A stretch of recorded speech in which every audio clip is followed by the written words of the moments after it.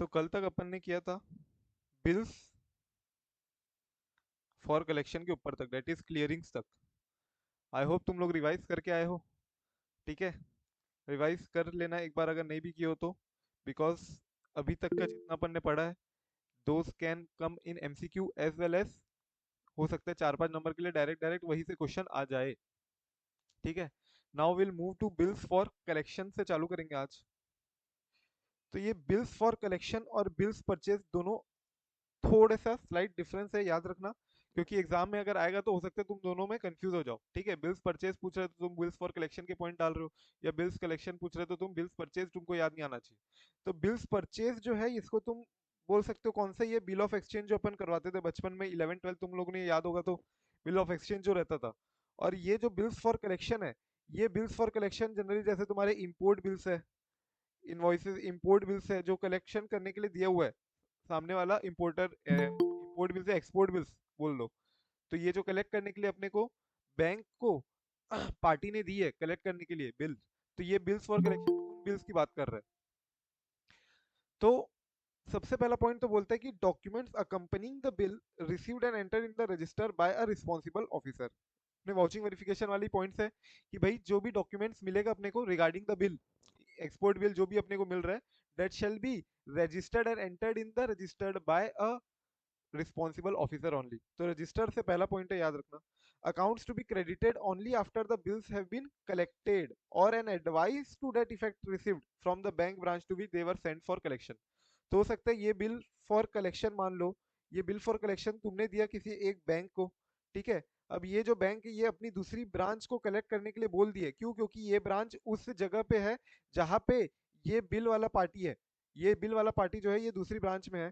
तो इस केस में जब ये वाली ब्रांच को मिल जाएगा ना पेमेंट, तो ये ब्रांच हो सकता है एडवाइस पे करेगी, एडवाइस देगी, एडवाइस देती मतलब एक समझ लो एक्नॉलेजमेंट देगी बैंक को कि हमको अमाउंट मिल गया। तो बैंक को या तो ये बैंक को अमाउंट मिल गया या फिर इसको एडवाइस मिल गई, तभी ये क्रेडिट करेगी तुम्हारा अकाउंट। ठीक है, बिल्स फॉर कलेक्शन का अकाउंट क्रेडिट कब होगा? जब तुमको अमाउंट मिल गया या फिर एक्नॉलेजमेंट मिल गया, एडवाइस मिल गई है। And thirdly, bill send by one branch for collection to another branch by are not taken in the bills for collection twice. तो यही बोल रहे हैं जैसे ये बैंक ने अपनी दूसरी ब्रांच को दी ना, दूसरी ब्रांच को कलेक्ट करने के लिए दिया बिल, तो दो बिल फॉर कलेक्शन थोड़ी ना हो जाएंगे। एक ही जगह में एक ही बैंक, बैंक तो एक ही है, ब्रांच दूसरे ब्रांच को उसने कलेक्ट करने के लिए दिया, तो दो बार बिल्स फॉर कलेक्शन की अकाउंटिंग ना हो। ठीक है, एक ही बिल फॉर कलेक्शन की अकाउंटिंग होगी। Generally the receiving branch should reverse the entry. तो ये जो दूसरी ब्रांच है, दूसरी ब्रांच जिसको बिल्स फॉर कलेक्शन मिला, बिल जो मिला उसको बाद में कलेक्ट करने के लिए, तो जो रिसीविंग ब्रांच है that will reverse the entry. तो ये बिल्स फॉर कलेक्शन है, 3 पॉइंट है, याद रखना। एक तो रजिस्टर मेंटेन करना है तुमको, एक कलेक्शन के ऊपर पॉइंट बोला क्या, कलेक्शन तुम्हारा हो जाएगा उसके बाद ही या फिर एडवाइस तुमको मिल जाएगी तभी तुम अकाउंट को क्रेडिट करोगे। एंड तीसरा तुम्हारा बोला था accounting, accounting not to be done twice.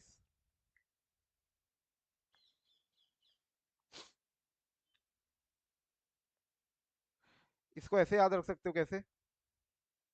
Register advice accounting not done to be twice. बढ़िया राइम हो रहा है, राइम हो रहा है कि नहीं?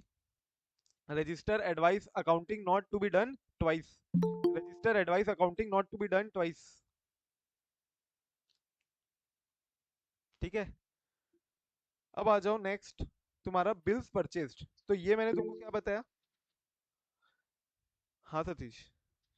सर ये जो बिल्स फॉर कलेक्शन है ये एक ही बैंक में होती है, रिसीवर ब्रांच और रिसीविंग ब्रांच जो दोनों है एक ही बैंक की लग रही है, तभी तो माल कमीशन का होएगा इसमें। हाँ हाँ, एक ही बैंक की तो बोला मैंने, ये जो बैंक है ये अपने दूसरी ब्रांच को दी है।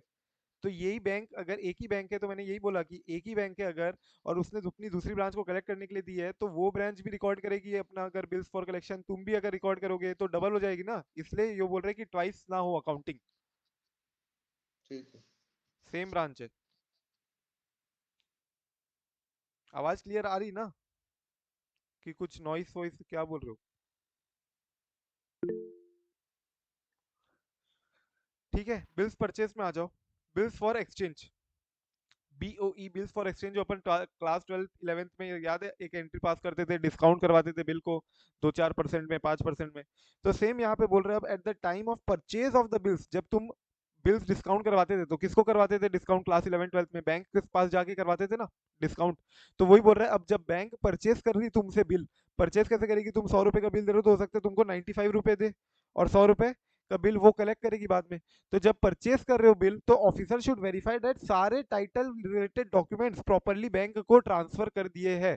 तो तुमने याद होगा तो बिल्स फॉर कलेक्शन में अपन पढ़ते थे ना कि अपन यहाँ पे नीचे ट्रांसफर करते टाइम ट्रांसफर टू पे टू, जब अपन किसको कर देते थे? ट्रांसफर कर देते थे बैंक का नाम लिख के, या किसी और पार्टी को तुमको बिल्स ट्रांसफर करना है तो वो बिल तुम उसको भी ट्रांसफर कर सकते थे। तो यही बोल रहे हैं, document of title are properly assigned to the bank और नॉट, ये सबसे पहले चेक करेगा ऑडिटर। ऑडिटर क्या करेगा? Verify. Officer, sorry, officer should verify that all the documents of title are properly assigned, and ये जो ऑफिसर ने चेक किया है कि नहीं किया, इसका प्रॉपर डॉक्यूमेंटेशन को ऑडिटर चेक करेगा। ऑडिटर को तो ये सारी पॉइंट्स वाउचिंग करनी, वेरिफिकेशन करना है, राइट? वाउचिंग एंड वेरिफिकेशन वाले पॉइंट्स है, तो यहाँ पे ऑफिसर वेरीफाई करेगा कि documents of title are properly assigned to और नॉट। फिर आ जाओ सेकेंड पॉइंट, कि सफिशियंट मार्जिन तुमको रखनी। जैसे मैंने बताया 100 रुपए के बदले तुम कितना दे रहे हो? 95 रुपीज। तो ये जो 5 रुपए की जो मार्जिन है, 5 रुपए की जो मार्जिन है बैंक अपने पास रख रहा है डिस्काउंट करने की, इनकम जो कमा रहा है, डिस्काउंटिंग इनकम, ये सफिशियंट होनी चाहिए। This should not be irregular, और this should not be any non benefiting for the bank. ठीक है, जैसा मार्केट का रेट चल रहा है उसका उतना तो कम से कम होना ही चाहिए, ऊपर over and above sufficient margin तुम्हारे पास होनी चाहिए। Should be kept while purchasing और discounting a bill to cover any decline in the value of security. अगर लेटर चल के मान लो 100 रुपए का कभी सिक्योरिटी इन टर्म्स ऑफ, ये जो 100 रुपीज है, इसके अगेंस्ट तुमने क्या किया? 95 रुपीज दिया उसको, 5 रुपए की मार्जिन रखी, और later in terms of this 100 rupees already security provided है, बट वो सिक्योरिटी की वैल्यू ही गिर गई है और सिक्योरिटी की वैल्यू 90 हो गई है। तो अब 100 रुपए का अगर 90 भी तुम रिकवर कर पाओगे, लेकिन तुमने तो कितना दे दिया? 95, 95 दे दिया। तो इसलिए बोल रहे कि ये मार्जिन देखते हुए चलना, कि भैया 100 रुपए के अगर अगेंस्ट तुमने पैसा दिया हुआ है और तुम्हारे पास कोलेट्रल भी 100 का ही है, तो तुम हो सकता है 95 की जगह सामने वाली पार्टी को 90 रुपए में ही डिस्काउंट करो। लेकिन अगर 100 रुपए के बदले कोलेट्रल तुम्हारे पास 120 का है, तो फिर हो सकता है तुम अपनी डिस्काउंट इनकम 95 रख के 5 रुपए करके 95 उसको दे दो। तो जो भी है सफिशियंट मार्जिन रखना है तुमको, ताकि कल चल के कोई भी डिक्लाइन ना हो in the value of security, तो उसके ऊपर तुम्हारे पास कवर हो। And thirdly, if the bank is unable to collect the bill on the due date, तो उस केस में इमीडिएट स्टेप्स लेते थे बैंक। तो एक तो ये रिकोर्स वाला बिल हो सकता है, या तो नॉन रिकोर्स वाला हो सकता है। नॉन रिकोर्स वाला होगा तो ऑब्वियसली फिर अपन स्टेप्स नहीं ले पाएंगे, और रिकोर्स वाला बिल रहता था तो याद है तुमको, तो वापस बैंक अपने पास आएगी और अमाउंट अपने को देना पड़ेगा। Then in the case of bills purchase outstanding at the close of the year, तो जो डिस्काउंट रिसीव्ड है वो प्रॉपरली तुमको अपोर्शन करना पड़ेगा। तो सिमिलरली यही, जैसे 100 रुपए का बिल था, तुमने 95 दिया, 5 रुपए की डिस्काउंटिंग इनकम है। ये जो डिस्काउंटिंग जो तुमने की है, ये सपोज की है तुमने कब? फेब में। ठीक है, और ये 3 महीने का पीरियड है, जट इज तुमने 3 महीने के लिए डिस्काउंट किया इसको। तो फेब और मार्च में कितना जाएगा? 2/3 ऑफ 5। और तुम्हारा अप्रैल 2024 में, डेट इज ये फेब मार्च 2023 का पीरियड है, तो 2 कितना 67 जाएगा तुम्हारा FY23 में। और जो 1.67 की डिस्काउंटिंग इनकम है वो कहा जाएगी तुम्हारी FY24 में, अप्रैल 24 में जाएगी। तो वही बोल रहा है, प्रॉपरली डिस्काउंट जो तुमको रिसीव हुआ है वो प्रॉपरली तुमने अपोर्शन किया क्या नहीं किया। अगर 2 साल के बीच में डिस्काउंटिंग इनकम तुमको मिल रही है तो then you will properly apportion the discounting income. ठीक है, तो बिल्स परचेज भी एक बार देख लेना, बिल्स फॉर कलेक्शन भी देख लेना, हो सकता है 4 नंबर के लिए तुमको पूछे क्वेश्चन। नेक्स्ट है very very important, loans and advances. इससे एमसीक्यू आ सकता है क्योंकि छोटे छोटे पॉइंट्स है, इंपॉर्टेंट पॉइंट्स है, तो अपन ध्यान से देखते जाते हैं। एक एक लाइन को अपन एमसीक्यू पॉइंट ऑफ व्यू से सोचोगे ना, तो ऑटोमेटिकली वो पॉइंट लाइन याद रहेगी तुमको, और उससे तुम लिख भी सकते हो एटलीस्ट, अगर 4 नंबर के लिए आएगा तो लोन्स एंड एडवांसेस में सबसे पहले तो मैंने क्या कर दिया कि जितने पॉइंट्स तुम्हारे बहुत सारे दिए हुए क्लस्टर्ड वे में, तो उसको मैंने एक जगह कंपाइल कर दिया इन टर्म्स ऑफ सिक्योरिटीज। ये सिक्योरिटी मतलब कौन सी सिक्योरिटी है?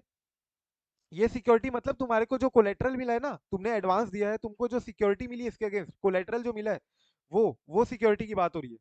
तो ये जो सिक्योरिटी है, इससे रिलेटेड ये एक अलग पॉइंट है, ये एक अलग पॉइंट है, ये एक अलग पॉइंट है, ये एक अलग पॉइंट है, ये एक अलग पॉइंट है। ये सारे तुम्हारे अलग अलग पॉइंट है, कहाँ पे दिए? तुम्हारे मैथ स्टडी मैट में दिए हुए होंगे। मैंने इसको एक जगह कंपाइल करके ऐसा कंपाइल किया कि तुमको सारी चीजें एक साथ फटाफट से याद हो जाए। ठीक है, तो सबसे पहले अपन देखते हैं कि अगर सिक्योरिटी की जो वैल्यू है, कोलेट्रल कोलेट्रल की जो वैल्यू है, वो अगर बढ़ गई या कम हो गई, उसके लिए तुमको क्या करना पड़ेगा, ये जो फ्लक्चुएशन हो रहा है बढ़ना कम होना, इसके लिए तुमको मैंने अभी क्या बताया, प्रॉपर मार्जिन तुमको रखनी पड़ेगी, sufficient margin as determined by proper authorities. मतलब तुम अगर 100 रुपए का लोन दे रहे हो सामने वाली को, तो तुम कम से कम 120 रुपए की कोलेट्रल लो, 1.2x कवर लो, 1.1x कवर लो, ठीक है, 1.1x 1.2x जो भी तुम्हारा ट्रेंड है, कहाँ पे, इंडस्ट्री में। जैसे मैं बता दूं, अगर आज बैंक एनबीएफसी को लोन देती है, जनरली अभी का जो ट्रेंड बताऊं या अभी का जो कवर चल रहा है इंडस्ट्री ट्रेंड, बैंक अगर एनबीएफसी को लोन देती है शॉर्ट टर्म लोन 1 साल के लिए, तो जनरली अगर 1,000 करोड़ का दे रही है ना, तो उससे वो जो ट्रेड रिसीवेबल एनबीएफसी के जो लोन एनबीएफसी ने दिया हुआ है, तो वो जो लोन्स एनबीएफसी ने दिया है उसको बैंक क्या रखती है अपने पास, कोलेटरल रखती है, कि अगर कल चल के एनबीएफसी लोन तुमको अगर नहीं दी वापस, तो एनबीएफसी ने जिन जिन को लोन दिया हुआ है ना सामने पार्टी को, एनबीएफसी भी तो लोन ही देती है, तो एनबीएफसी के जो रिसीवेबल्स है वो मेरे कोलेटरल होते हैं। इंडस्ट्री नॉर्म्स यही है, और 100% एनबीएफसी जो लोन लेती है बैंक से, वो कोलेटरल क्या रखती है अपना, जो उसके रिसीवेबल्स है। तो जनरली अगर 1,000 करोड़ का लोन लिए, तो वो क्या करेगी, 1,100 करोड़ का या 1,200 करोड़ का, 1.1x या 1.2x करोड़ का इतना रिसीवेबल्स हमको कोलेटरल में देगी। जनरली यही तुमको दिखेगा जो भी इंडस्ट्री नॉर्म है, कोई भी तुम एनबीएफसी का उठा लो। तो जितना तुम्हारा सफिशिएंट मार्जिन तुमको ये बोल रहा है कि मेंटेन करते हुए चलना है, अगर कल चल के बाद में रिसीवेबल्स कम हो जाते हैं, बढ़ जाते हैं, राइट, रिसीवेबल्स की इम्पेयर हो जाते हैं, ये 1,200 करोड़ में से मान लो 100 करोड़ ऐसे हो गए जो कि नहीं देंगे पैसा, हाथ खड़े कर लिए, एनपीए हो गए, राइट, तो उसको कवर करने के लिए तुमको सफिशिएंट मार्जिन शुरू से रखनी है। सेकेंड पॉइंट बोलता है डीपी मार्जिन एडजस्ट करना है तुमको। डीपी मार्जिन एडजस्ट करना है, that is what, drawing power. Drawing power क्या होती है, देखो ड्राइंग पावर अपन निकालते हैं, सिंपल है एकदम। ड्राइंग पावर मतलब क्या हो गया, तुम मैक्सिमम कितना अमाउंट ड्रॉ कर सकती हो, तुम्हारे पास कितना पावर है मैक्सिमम अमाउंट ड्रॉ करने की। तो ये जनरली कैसे कैलकुलेट किया जाता है, एक परसेंटेज अप्लाई किया जाता है on your 3 balance sheet item. कौन कौन से बैलेंस शीट आइटम, 2 एसेट के होते हैं, डेट इज एक होता है तुम्हारा डेटर्स। तुम्हारा डेटर्स अगर तुमने कोलेटरल रखा है, तो डेटर्स के ऊपर तुमको कितना ड्राइंग पावर मिल रहा है। देन तुम्हारा होता है स्टॉक, अगर तुमने स्टॉक को एज कोलेटरल रखा है तो। और लास्टली तुम्हारा जो लाइबिलिटीज है, लाइबिलिटीज में डेट इज कुल मिला के अगर मैं बोलूँ तो क्रेडिटर्स, क्रेडिटर्स जो है तुम्हारे, वो मैं माइनस कर दूंगा। तो डेटर्स, डेटर्स मान के चलो अगर तुम्हारे 100 करोड़ के हैं, स्टॉक तुम्हारा है 50 करोड़ का, और लाइबिलिटीज है मान लो 60 करोड़ की। तो इसमें मैं परसेंटेज जनरली जो अप्लाई होता है इंडस्ट्री नॉर्म्स के वाइज अगर बताऊं, तो 75% डेटर को है, 50 करोड़ स्टॉक जो है तुम्हारा, उसका 75% तुमको ड्राइंग पावर दे रहा है, और 60 करोड़ का क्रेडिटर्स के लाइबिलिटी का मान लो 80% काट के दे रहा है। तो यहाँ पे कितना आ जाएगा, मेरी ड्राइंग पावर कैसे बनेगी, 75 CR प्लस 50 का 75% कितना हुआ तुम्हारा, 37.5, और तुम्हारा 8 6, तो ये 48 CR माइनस हो जाएगा, क्रेडिटर्स को तुम माइनस कर दोगे, और तुम्हारा बचा हुआ क्या आ जाएगा, 75 प्लस 37.5 माइनस 48, 75 प्लस 37.5 माइनस 48, तो 64.5 तुम्हारी क्या आएगी, ड्राइंग पावर। 64.5 सीआर की तुम्हारी क्या आएगी, ड्राइंग पावर। तो एडजस्ट किया अपन ने, डीपी को एडजस्ट करने तुमको अकाउंट्स, और जो तुम्हारे ये बोल रहे क्या, कि जितना तुमने लोन दिया है ना, जितना तुमने लोन दिया है, तो सैंक्शन लिमिट कितनी आ रही है अपनी, 64.5 करोड़। तो ऐसा कभी होना नहीं चाहिए कि तुम्हारा जो आउटस्टैंडिंग अमाउंट है वो ये सैंक्शन लिमिट से ज्यादा हो जाए, ठीक है। तो accounts kept within the drawing power और the sanction limit. Drawing power तुम्हारी कितनी है, 64.5 करोड़, तो उसके ऊपर तुम उसको लोन ना दे दो कभी। आउटस्टैंडिंग जो है तुम्हारा amount, that should not exceed the drawing power, that should not, that should be within the sanction limit. समझ में आया क्या drawing power, very simple, right. तुम्हारा डेटर तुम उसको कोलेटरल में रखोगे, तो डेटर का कुछ परसेंटेज तुमको देगा वो ड्राइंग पावर, स्टॉक तुम दोगे तो स्टॉक का कुछ रखेगा, लेकिन यही अगर क्रेडिटर्स है तो माइनस कर देगा तुम्हारा, और उसका हिसाब से तुम्हारा ड्राइंग पावर कैलकुलेट होगी। तुमने स्टॉक ऑडिट वगैरह किया होगा तो ये तुमने डीपी निकाले भी होंगे, ठीक है, not as such new, but in case anyone was unaware, तो डीपी मैंने तुमको बताया। अब इसी से रिलेटेड इंपॉर्टेंट पॉइंट क्या है एक और, जो कि आ सकता है तुमको एमसीक्यू में पूछे, कि भाई अब मान लो 64.5 सीआर तो तुम्हारी ड्राइंग पावर है, लेकिन 64.5 सीआर के ऊपर तुमको कुछ और लिमिट मांग रहे हैं। अगर बोरोवर कल चल के मान लो बोरोवर मेरे पास आया और बोल रहा है कि भैया 60 करोड़ मेरा ऑलरेडी आउटस्टैंडिंग चल रहा है, मुझे और 15 करोड़ चाहिए, मतलब कितना हो जाएगा उसका, 75 सीआर हो जाएगा। तो 75 माइनस 64.5 यानी कुल मिला के अगर मैं बोलूँ तो 10.5 सीआर उसको एडिशनल टेम्पररी लिमिट में उसको प्रोवाइड कर सकता हूँ। एडिशनल क्या बोला मैंने, एडिशनल लिमिट है 10.5 over and above your sanction limit, over and above your drawing power limit.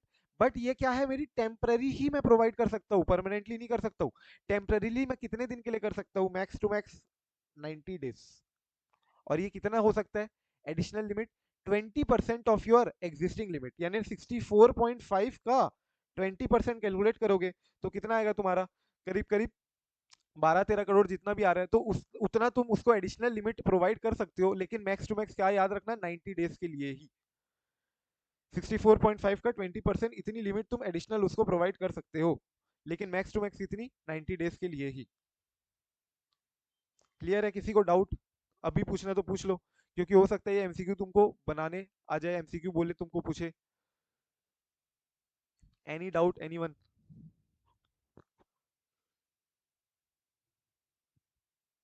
Simple है, बोलो भाई, यस और नो।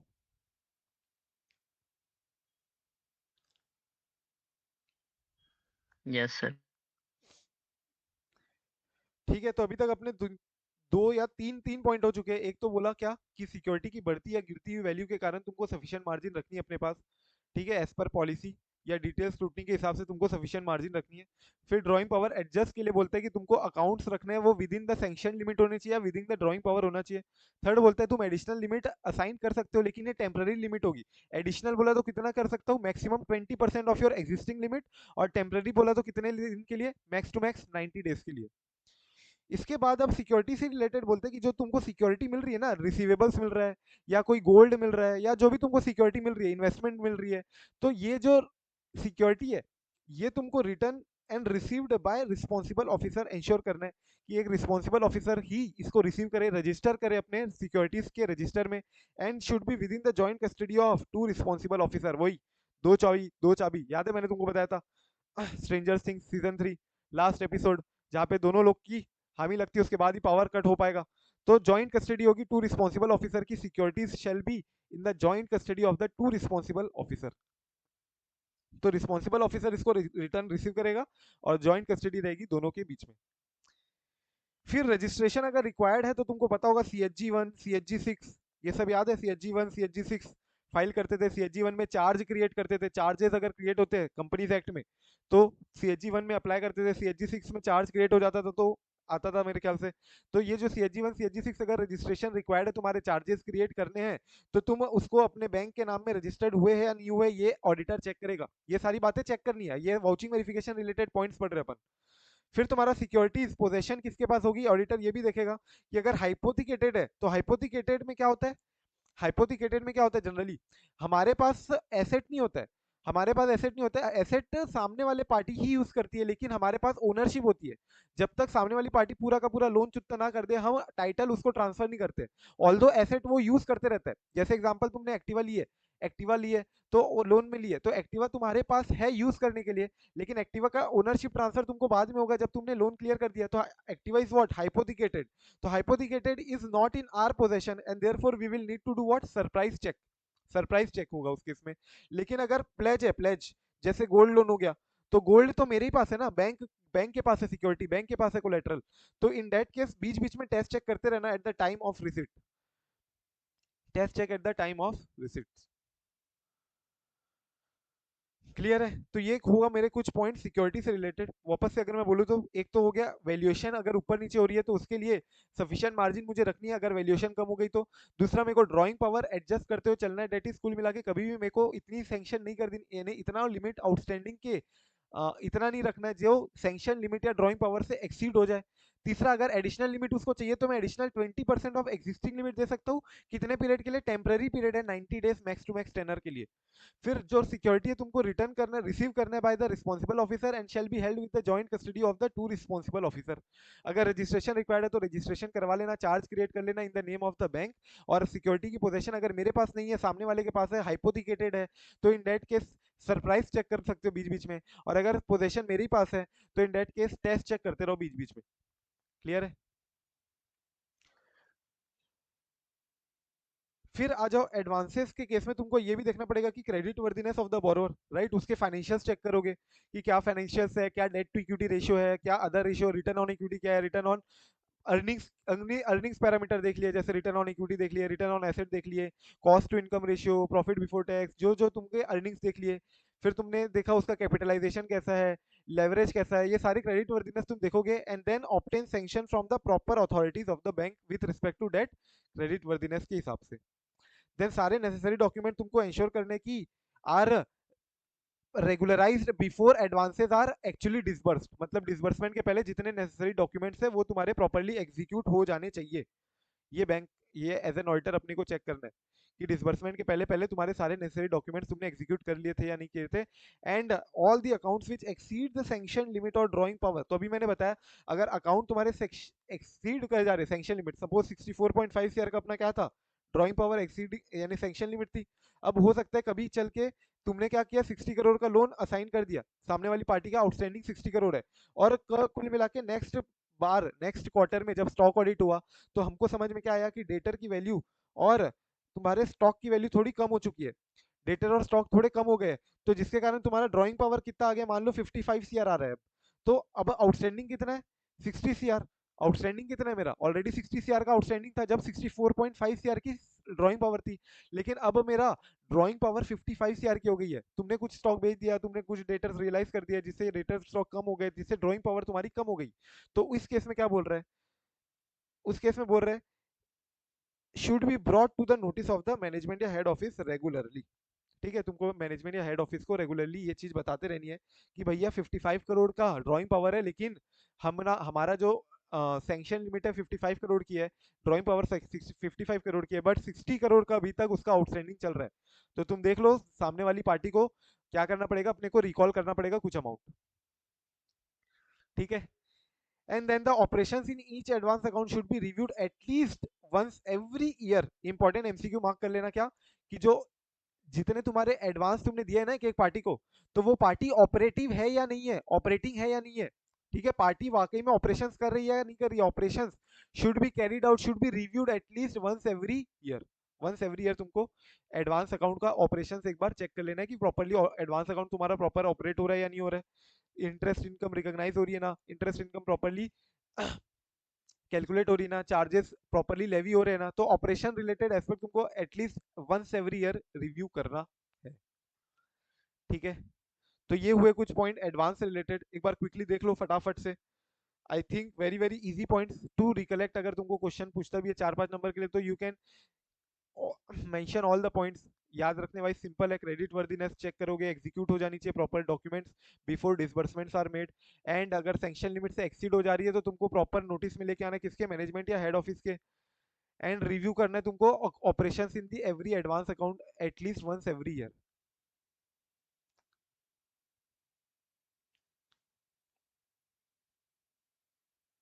ठीक है, तो देखो अपने को कोशिश करना है जो वाउचिंग वेरिफिकेशन वाले पॉइंट्स है ना कुछ तरीका बना लेना उसको याद करने के लिए। जैसे इस केस में अपन ने क्या बनाया, सिक्योरिटी से रिलेटेड बहुत सारे पॉइंट्स को जंबल अप कर लिया और बाकी एक मिसलेनियस पॉइंट का ग्रुप बना लिया। ठीक है, सिमिलरली अब जो जैसे कुछ अकाउंट कुछ पॉइंट्स को मैं कैसे याद कराऊंगा, इमेजिक मेमोरी के थ्रू। ये जैसे तुम्हारी एक इमेज बनाना है तुमको, अपने दिमाग में डालना है, और ये आंखें बंद करके सोचना है तुमको, ये इमेज याद आनी चाहिए जब भी तुमको डिमांड ड्राफ्ट के लिए रिलेटेड पॉइंट पूछे, डिमांड ड्राफ्ट के रिलेटेड ये पॉइंट पूछे तो तुमको ये इमेज याद आनी चाहिए। ये इमेज याद आ रही तुमको, पहले पॉइंट लिखा था सिग्नेचर, फिर लिखा है क्या, सोल्ड, और उसके बाद कुछ स्टेप्स दिख रहे, एक आदमी स्टेप्स सीढ़ियां चल रहा है, स्टेप्स स्टेप्स। ठीक है, वापस से आंख बंद करके साथ मेरे साथ सोचो, सबसे ऊपर में क्या दिख रहा है, सिग्नेचर, फिर दिख रहा है सोल्ड, और फिर दिख रहा है तुम्हारा क्या, स्टेप्स चढ़ रहा है एक आदमी, स्टेप्स दिख रहा है ना, स्टेप्स, ये देखो। तो यहाँ पे 3 पॉइंट तुम्हारे इसी से रिलेटेड है कि जब तुम्हारे डिमांड ड्राफ्ट से रिलेटेड ऑडिटर को वॉचिंग वेरिफिकेशन रिलेटेड पॉइंट्स पूछता है, तो अपन क्या लिखेंगे, सिग्नेचर जो है तुम्हारा डिमांड ड्राफ्ट का वो चेक करेगा एक officer properly before the DD is issued. ठीक है, before the DD is issued, DD के ऊपर जो साइन है, जो सिग्नेचर लगनी है, वो प्रॉपरली चेक करेगा ऑफिसर। ये चेक किया या नहीं किया, ये ऑडिटर को देखना है। सिमिलरली फिर demand draft, all the demand draft sold, मतलब जितने डिमांड ड्राफ्ट तुम्हारे सोल्ड सेल किए बैंक ने, सेल मतलब इशू किए बैंक ने, कुल मिला के बोलूं तो should be immediately confirmed by an advice to the paying branch. तो पेइंग ब्रांच जो मतलब जो ब्रांच पे करने वाली है एक्चुअल में, जो जहां से अमाउंट निकलने वाला है, वो प्रॉपरली कंफर्म करेगी बाय एन एडवाइस। एडवाइस मतलब वही तुम्हारा क्या हो गया, एक्नॉलेजमेंट समझ लो। ठीक है, एक्नॉलेजमेंट। एंड थर्डली मैंने क्या बोला, अगर पेइंग ब्रांच रिसीव नहीं करती है proper confirmation, does not receive proper confirmation of any demand draft from the issuing bank, और does not receive credit in its accounts with that branch, it should take immediate steps to ascertain the reason. तो steps लेना तुमको तुरंत तुरंत कि भैया क्यों मुझे कंफर्मेशन नहीं आया, अभी तक प्रॉपर कंफर्मेशन मुझे नहीं आया है of any demand draft from the issuing branch. तो जनरली तुम लोग भी अगर डिमांड ड्राफ्ट कभी किया होगा, राइट, हम लोग हाँ, यानी हमारे टाइम जब आईपीसीसी तक था आई थिंक, जब सीए इंस्टीट्यूट को कोई भी फीस अगर देनी है तो that happen use to happen via demand draft only. ठीक है, that could not happen online. Online आया था बाद में। तो even till the time IPCC में जो ओटी था, एडवांस अकाउंट था, ये सब एडवांस अकाउंट बोलता हूँ, एडवांस आईटीटी ओटीसी, तो ये सब की फीस हमने जो पे की थी वाया डिमांड ड्राफ्ट की पे की थी। तो डिमांड ड्राफ्ट में जनरली तुम देखोगे तो एक डिमांड ड्राफ्ट तुमको खुद से कैश जमा करना पड़ता है, या तुम्हारे अकाउंट में उतना पैसा होना चाहिए जो कि ब्लॉक करेगी फिर बैंक। तो डिमांड ड्राफ्ट तुम कोई और ब्रांच में जाके भी बना सकते हो। तुम गए कोई और ब्रांच में, लेकिन तुम्हारा खाता जिस अकाउंट में है ना, उस अकाउंट से कटेगा, अगर तुम कैश के थ्रू नहीं कर रहे हो तो। कैश के थ्रू कर रहे हो तो दिक्कत की बात नहीं है। अगर तुमने मान लो demand draft through account linked है, तो उस केस में क्या होगा जनरली, जो दूसरी पेइंग ब्रांच है, पेइंग ब्रांच तुम्हारी कौन सी होगी, होम ब्रांच, और तुम कोई और ब्रांच में गए हो, तो ये बोल रहा है कि जो इशूइंग ब्रांच है, दैट इज जिस ब्रांच में तुमने गए हो, और जो तुम्हारी होम ब्रांच है पेइंग ब्रांच, तो ये पेइंग ब्रांच को कंफर्मेशन मिल जाना चाहिए। अगर इशूइंग ब्रांच उसको कंफर्मेशन नहीं देती है तो प्रॉपर स्टेप्स लेगी कौन, पेइंग ब्रांच, क्योंकि अल्टीमेटली पे कौन करने वाली, पेइंग ब्रांच। क्लियर है? सो डिमांड ड्राफ्ट से रिलेटेड ये 3 पॉइंट तुमको बस याद रखना है, अगर आता है इन केस तो जनरली ये 3 पॉइंट्स के ऊपर तुमको पॉइंट डालने पड़ेंगे। याद रखना, आंखें बंद करके तुमको ये आने चाहिए। ये अपन कुछ पॉइंट्स, जो कुछ टॉपिक्स है, इसी के थ्रू रिकॉल करेंगे। जैसे नेक्स्ट पॉइंट है क्रेडिट कार्ड ऑपरेशंस के ऊपर, ये इंपॉर्टेंट है तुम्हारे, देखो कितने बार आया हुआ है, नवंबर 19, नवंबर 2022 में आया हुआ है। तो इससे भी अपन इसको एक इमेजिक मेमोरी के थ्रू, ये दिख रहा होगा तुमको बाजू में एक इमेज, उससे अपन कोशिश करेंगे कि वी रिकॉल थ्रू डेट। तो कुछ पॉइंट्स अपन इमेजिक मेमोरी के थ्रू करेंगे, कुछ पॉइंट्स अपन इस टाइप का कंपाइल करके। कुल मिला के एम यही है क्या, कि try to recollect as many points as you can in any given topic. Bills purchase के मेरे को 4 पॉइंट याद आ जाने चाहिए। बिल्स फॉर कलेक्शन के जो 3 पॉइंट थे वो भी मुझे याद आने चाहिए। अपन ने क्या किया था, इसको याद कैसे किया था, बिल्स फॉर कलेक्शन को, register advice account not to be debited twice, account not to be collected twice, collection not to be done twice. ठीक है,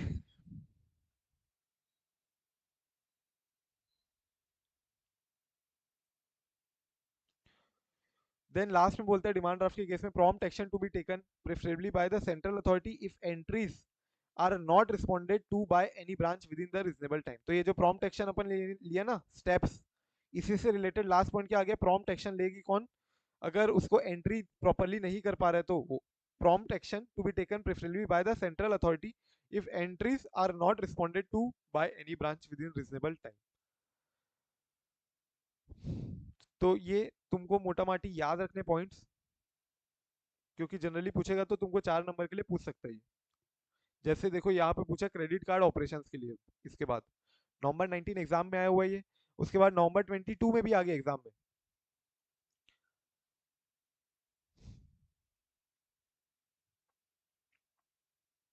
ठीक है, तो देखो मैंने तुमको पहले बताया था, याद है तुमको, मैंने एक दिन बताया था क्या, कि जनरली इस अटेम्प्ट की आरटीपी और लास्ट अटेम्प्ट की आरटीपी इंपॉर्टेंट होती है, रिपीट होते हैं उससे, इसलिए तुम मेरे को मैंने क्या बोला था, एग्जाम डे में देख के जाना क्या, लास्ट अटेम्प्ट की आरटीपी एटलीस्ट लास्ट 1 ईयर की, मतलब लास्ट दोनों अटेम्प्ट की आरटीपी, और उस अटेम्प्ट की एमटीपी। हो सकता है तुमको सेम टू सेम दो तीन एक दो क्वेश्चन दिख जाए एज इट इज, तो एग्जाम के थोड़ा पहले तुम एग्जाम डे में 1-2 घंटा उसको देख के जाओगे, 1-1.5 घंटा, तो that will benefit you only ना, कि तुरंत तुरंत देखा हुआ है तो वो पॉइंट्स फटाफट से रिकॉल कर सकते हो। तो देखो यही है, सो आरटीपी May 22 का है, और कब आया, November 22 में।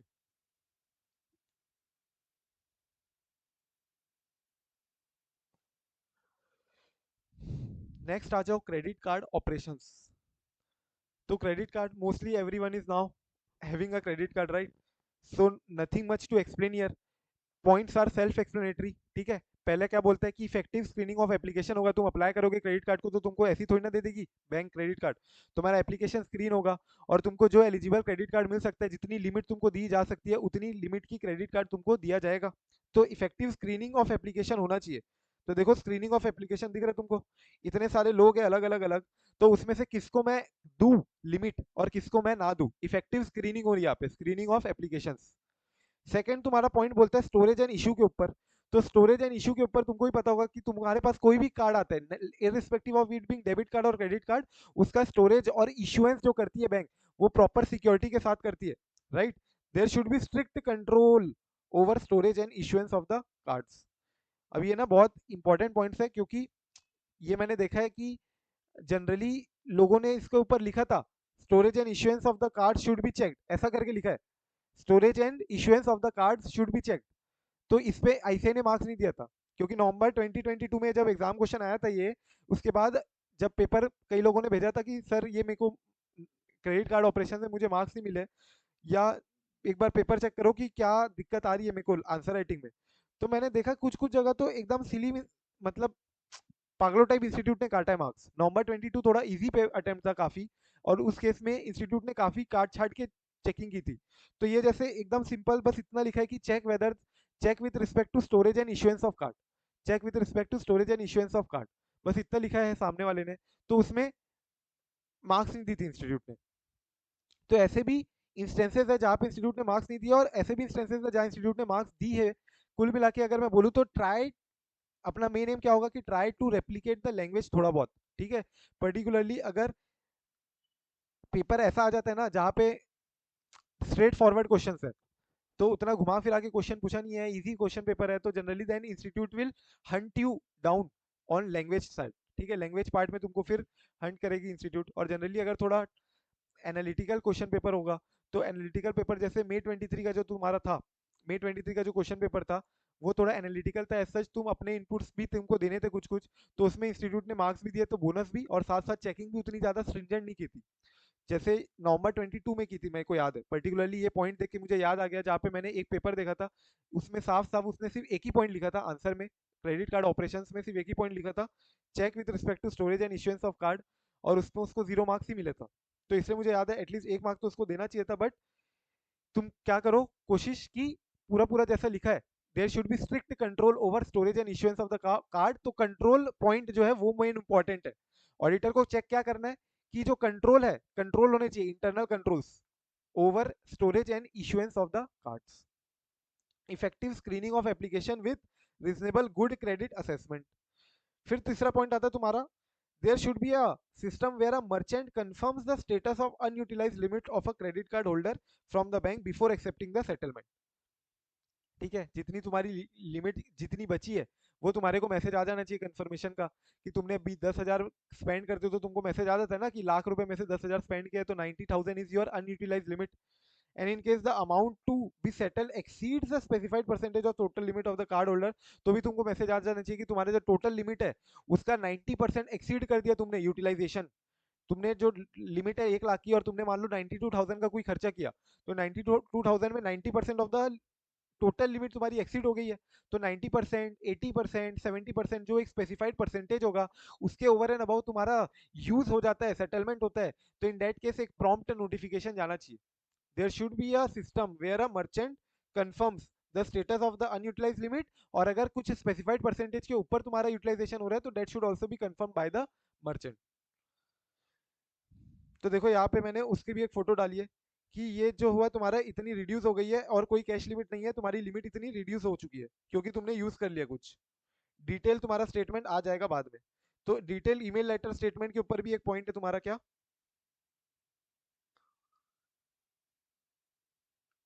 System of periodic review of, अच्छा नहीं सॉरी, यही है। इसके बाद बोलते हैं कि system of prompt reporting by the merchants of all settlements accepted by them through credit card. तो तुमको प्रॉम्प्ट रिपोर्टिंग करनी है as and when your account gets debited, as and when your account gets credited. And then periodic review तुम्हारे account का होते रहेगा, कि अब मैं 6 महीने बाद तुम्हारा रिव्यू करूंगा और देखूंगा कि तुमने सारे सारे क्रेडिट कार्ड के पेमेंट्स ड्यू डेट पे किए थे, तो हो सकता है मैं 1 लाख से 1.5 लाख कर दूं तुम्हारी लिमिट। हो सकता है तुम्हारे सैलरी बेसिस में तुम्हारे अकाउंट में देखूंगा कि कितना अकाउंट क्रेडिट हो रहा है, सैलरी कितनी आ रही है, सैलरी बढ़ के आ रही है क्या। तो हो सकता है मैं तुम्हारी क्रेडिट कार्ड की लिमिट 1 लाख से 2 लाख कर दूंगा बढ़ा के। तो system of periodic review of credit card holders account ये होना चाहिए on the basis the limits may be revise if necessary. कम कर सकते हो, ज्यादा कर सकते हो। देन उसके बाद बोलता है all the reimbursements should be immediately charge to the customers account immediately. ऐसा होना नहीं चाहिए कि डिले हो। ये कौन से रीइंबर्समेंट की बात कर रहा होगा? Gross of commission.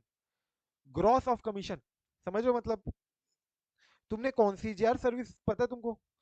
कोई प्रीमियम क्रेडिट कार्ड यूज कर रहे होंगे अगर तुम लोग। 6,500 का डीडी। हाँ, अच्छा ओके समझा। 6,000 की डीडी बनाए थे होंगे तुमने ओटीसी एडवांस आईटीटी के लिए, उसकी बात कर रहे होंगे। अभी मैं क्या बोल रहा हूँ, रिम्बर्समेंट ग्रॉस ऑफ कमीशन। कोई प्रीमियम क्रेडिट कार्ड यूज कर रहा होगा अगर, जैसे मेरा एक कार्ड है सफीरो का, आईसीआईसीआई बैंक का, तो उसमें कॉन्सिजर सर्विस देता है डेट इज एज सच। तुमको मान लो कोई बुकिंग करवानी है, कोई शो हो रहा है, कोई शो बुकिंग हो रही है और 2-3 टिकट ही बची है, 2 टिकट ही बची है। तुमको लग रहा है कि तुमको 3 टिकट चाहिए, तो तुम कॉल कर लो एक बार कार्ड को, क्रेडिट कार्ड वाले को, और एक बार पूछ लो उसको कि तुम अपने एंड से बुक करवा सकते हो क्या। तो हो सकता है 2 टिकट दिखा रही होगी बुक माई शो में अवेलेबल, 2 ही सीट दिखा रही है, लेकिन कार्ड वाला तुमको करवा के दे दे। तुम्हारा जो एक कॉन्सिजर सर्विस देता है, तुम्हारा खुद का एक यानी वो रहेगा हेल्पर, जो तुमको कभी कोई बुकिंग है तो बुकिंग करवा के दे देगा। तुम्हारी कभी कोई गाड़ी अटक गई है, यानी कार कार ब्रेक डाउन हो गई है मान लो सपोज बीच में, तो तुम वो कार्ड की सर्विस लेके क्या करवा सकते हो, किसी को बुला सकते हो, आएगा तुरंत तुरंत ठीक करके देगा तुमको। तो इसका जो चार्जेस है ये रिम्बर्समेंट किससे लेगी? अपने से ही लेगी। तो ये जो चार्जेस है plus including their commission, gross of commission, ये तुरंत तुरंत इमीडिएटली चार्ज हो जाना चाहिए to the customer account. Book My Show से टिकट बुक करके दूं मैं बोलूंगा, तो टिकट वो बुक करके थोड़ी ना दे देगा मेरे को, टिकट का चार्जेस तो मेरे से ही लेगा ना। तो यही बोल रहे हैं all the reimbursement should be immediately charge to the customers account.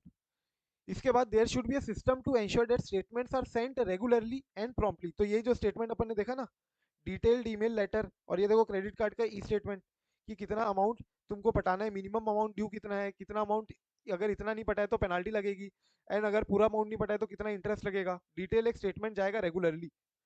There should be a system to monitor and follow up a customer's payment.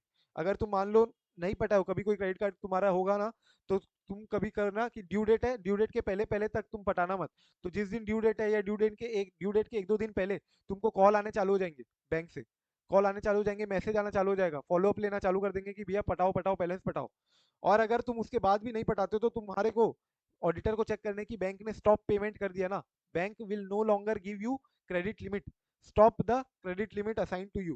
So payments overdue beyond a reasonable period should be identified and attended carefully. For defaulting customers, credit should be stopped.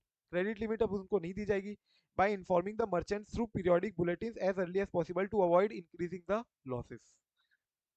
ठीक है, I hope the points are very much clear.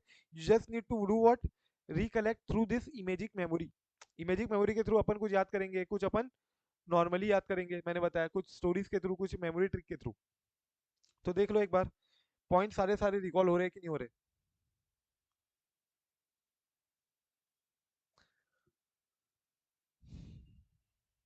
Yes. इसे third वापस बताना एक बार। Status of unutilise limit. हाँ, merchant वाला। there should be a system where a merchant confirms the status of unutilized limit of a credit card holder from the bank before accepting the limit, before accepting the settlement, in case the amount to be settled exceeds the specified percentage of the total limit of the card holder। तो वही बोल रहा है कि जैसे तुम्हारी एक limit है, 1 लाख की मान लो एक लिमिट है, और उसका तुम कुछ खर्चा करना जा रहे हो मान लो 80,000 का, और तुम्हारा एक थ्रेशोल्ड है 70% के ऊपर अगर तुम खर्चा करते हो तो तुमको इन्फॉर्म करना है। तो there should be a system बोल रहा है जहां पे मर्चेंट कंफर्म करेगा status of unutilise limit of a credit card holder from the bank before accepting the settlement, in case the amount to be settled जो है वो एक्सीड कर रहा है ये 70%। तो ये जो 80,000 का जो अमाउंट है, ये अगर एक्सीड करे तुम्हारा कोई एक थ्रेशोल्ड होगी 60 या 70% वॉट एवर, तो उस केस में मर्चेंट को कंफर्म करने क्या कि कितनी तुम्हारी अनयूटिलाइज लिमिट है, और उसके बाद तुम्हारा सेटलमेंट होगा, उसके बाद ही तुम्हारा पेमेंट हो पाएगा। मतलब ऐसा ना हो ना कुल मिला के कि तुमको यही ना पता हो कि तुम्हारा जो टोटल लिमिट है उसका 70-80% यूटिलाइज हो जाएगी, तो इसलिए एक बोला है कि बैंक को पहले इन्फॉर्म करना पड़ेगा कि ये जो तुम्हारा पेमेंट है ये तुम्हारा 70% ऑफ द टोटल लिमिट से एक्सीड हो जाएगा, क्या तुम पेमेंट अभी भी करना चाहोगे क्या? तो ये एक इन्फॉर्मेशन कंफर्मेशन मांगेगा पहले, उसके बाद तुम्हारा सेटलमेंट होगा। क्यों जनरली होता है? क्योंकि अगर तुम मान लो 30-40% के ऊपर अगर यूटिलाइजेशन होता है ना तुम्हारा क्रेडिट कार्ड का, तो that impacts your CIBIL score. तो जनरली अगर 30-40% के ऊपर तुम्हारा क्रेडिट कार्ड का यूजेज है, तो in that case it is preferable कि तुम उसका पेमेंट कर दो और अपनी यूटिलाइजेशन लिमिट को कम कर लो। जैसे मान लो 1 लाख का मैंने 80,000 पेमेंट कर दिया, 1 लाख की लिमिट है, तो मैं इसका क्या करूँ, 50,000 का रीपे कर दूँ तुरंत तुरंत 1-2 दिन में। तो मेरा क्रेडिट यूटिलाइजेशन जनरली कितना रहेगा, 30,000 रहेगा for that month, for that period. तो यही बोल रहे हैं कि एक सिस्टम होना चाहिए जहां मर्चेंट कंफर्म करेगा पहले क्या, कि कितना तुम्हारी अनयूटिलाइज लिमिट है before accepting the settlement. And then still अगर मैं चाह रहा हूँ कि हाँ भैया पे करो, 80,000 करना है तो करो, 100% यूटिलाइज करो, लेकिन पेमेंट करना है तो करो ही, अभी करना ही है मेरे को पेमेंट, तो इन दैट केस कंफर्मेशन के पहले पे सेटलमेंट नहीं होगा। ठीक है।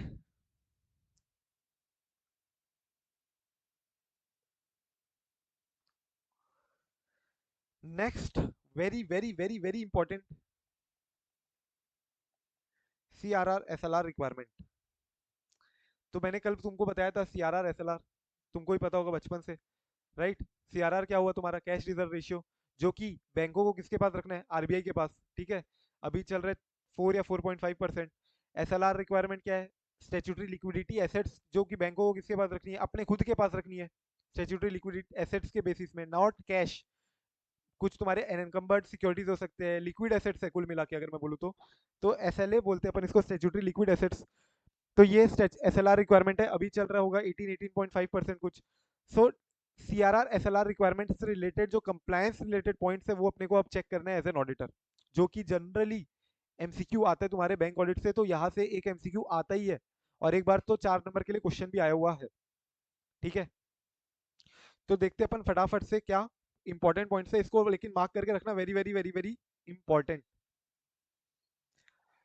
सबसे पहले सीआरआर के बारे में देखते हैं, ये क्या है। सीआरआर का डेफिनेशन दिया सबसे पहले, तो सिंपल है, मिनिमम फ्रैक्शन है टोटल डिपॉजिट्स का 4%, जैसे मैंने बताया अभी जो रेट चल रहा है, which commercial bank will be keeping with what, keeping with the RBI. अभी क्या रेट चल रहा है,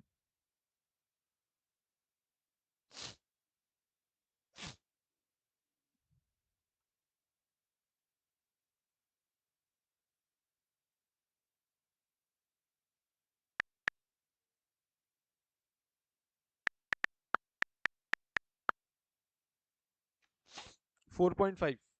ठीक है, SLR क्या चल रहा है, 18%।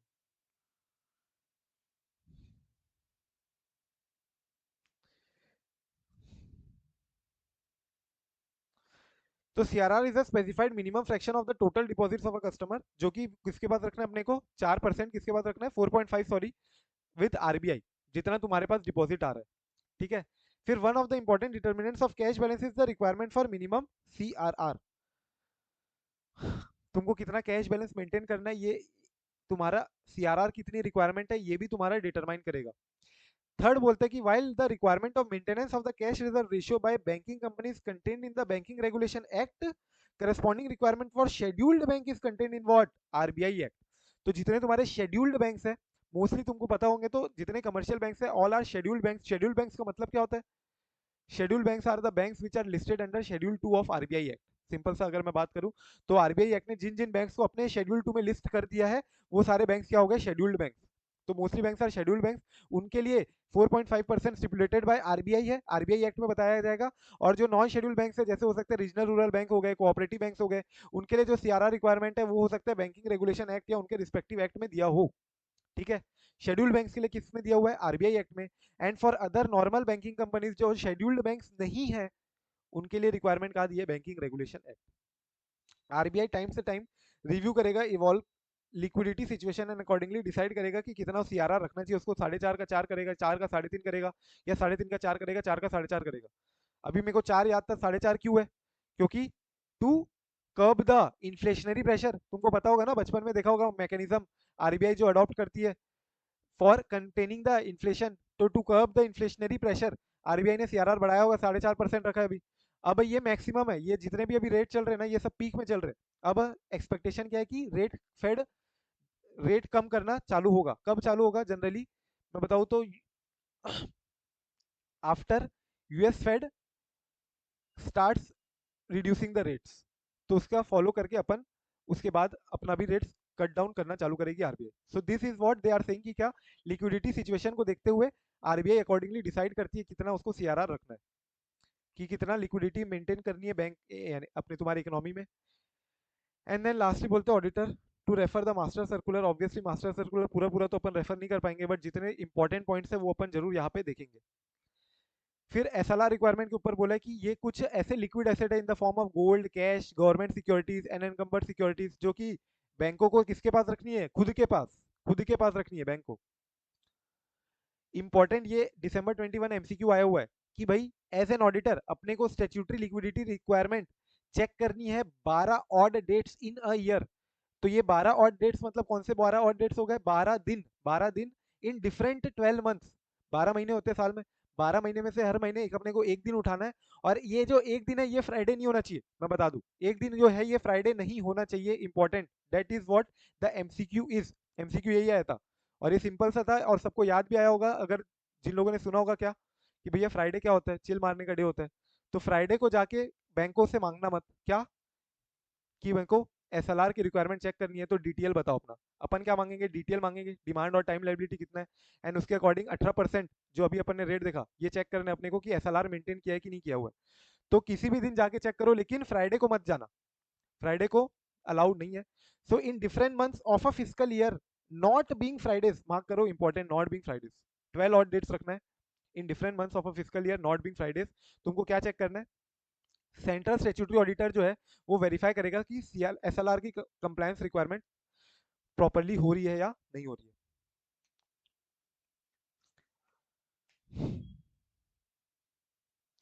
Then the resultant report to be send to, important again mark करना किस किस को, बैंक को और आरबीआई को, दोनों को करना है, बैंक एंड आरबीआई। ये भी एमसीक्यू में आ सकता है, बैंक को करना है क्या सिर्फ, या सेकंड ऑप्शन होगा कि not being Fridays and shall be send to RBI, and then third option होगा not being Fridays shall be send to bank and RBI both, और एक आधा फोर्थ ऑप्शन हो सकता है नॉट बीइंग ट्यूसडे। तो जो मेन एमसीक्यू दिसंबर 21 में आया था वो तो डेज के ऊपर ही आया था कि not being Friday, not being Tuesday, not being Sunday, तो कई लोगों ने संडे डाल दिया होगा। क्लियर है। तो रिजल्टेंट रिपोर्ट जो है अपनी, अपन को ये रिपोर्ट देनी है क्या कि भैया डिमांड और टाइम लाइबिलिटी कितनी है तुम्हारी, दैट इज डिपॉजिट कितने हैं तुम्हारे, डिपॉजिट्स कस्टमर डिपॉजिट्स कितने हैं तुम्हारे पास, और उसका 18% that is maintenance of liquid asset, जो 18% तुमको लिक्विड एसेट मेंटेन करना है वो तुमको बताना है किसको, बैंक और आरबीआई दोनों को, bank and RBI. correctness of the compilation of the DTL, demand and time liabilities, and maintenance of the liquid assets as prescribed under section 24 of the banking regulation act।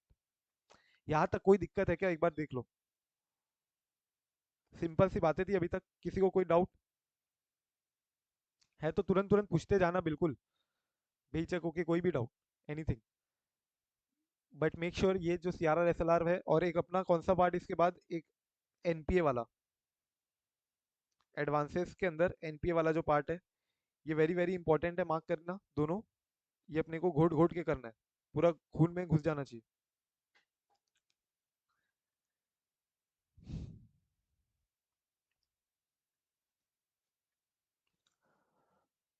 तो अब अपन देखेंगे कुछ circular, जो RBI के circular और RBI ने instruction दी है कि how do you exactly calculate DTL. भाई डीटीएल कैलकुलेट करेंगे उसी का तो 18% अपन कैलकुलेट करके क्या चेक करेंगे, एसएलआर रिक्वायरमेंट, यस और no. Statutory liquidity reserve ratio जो तुम्हारा मेंटेन है 18%, वो किसका मेंटेन होना चाहिए, डीटीएल का मेंटेन होना चाहिए। That is DTL is what, demand and time liability जो बैंक की है, बैंक की लाइबिलिटी क्या होगी, जो कस्टमर ने उसके पास डिपॉजिट रखा है। तो ये कौन कौन से अपन को डीटीएल में इंक्लूड करना है, कौन कौन से इंक्लूड नहीं करना है। तो सिंपल चीजें बोलता है यहाँ पे कि भैया शेयर कैपिटल थोड़ी ना इंक्लूड करोगे, रिजर्व थोड़ी ना इंक्लूड करोगे, प्रॉफिट एंड लॉस अकाउंट में जो बैलेंस है वो थोड़ी ना इंक्लूड करोगे, आरबीआई से तुमने कुछ लोन लिया है वो थोड़ी ना इंक्लूड करोगे, एक्सिम बैंक, एनएचबी, सिडबी, नाबार्ड, और इसमें मैंने तुमको एक और चीज बताया था कुछ दिन पहले कि एक और कौन सी बैंक इंक्लूड हो चुकी है अब, नेपफिड। नेपफिड जो एक और नई बैंक है, जो कि अब मैंने तुमको बताया ना इंडिया में 5 डीएफआई हो चुकी है अब, पहले 4 डीएफआई थी, एक्सिम, एनएचबी, सिडबी, नाबार्ड, चार डीएफआई के अलावा एक और अब जुड़ गई है, नेबफिड, जो लास्ट टू लास्ट ईयर से ऑपरेशन अपना चालू कर चुकी है। This is for what? This is for financing infrastructure. This is NABARD is for what? Financing agricultural and rural development. SIDBI is for again infrastructure development. ये हाउसिंग बैंक के लिए, housing financing के लिए, national housing bank. Exim bank is for export import देखने के लिए properly, export import को, advances को, एक्सपोर्ट इंपोर्ट के ऊपर पॉलिसी बनाना, एक्सपोर्ट इंपोर्ट के रिलेटेड ट्रेडर्स को, एक्सपोर्टर्स को फाइनेंस करना।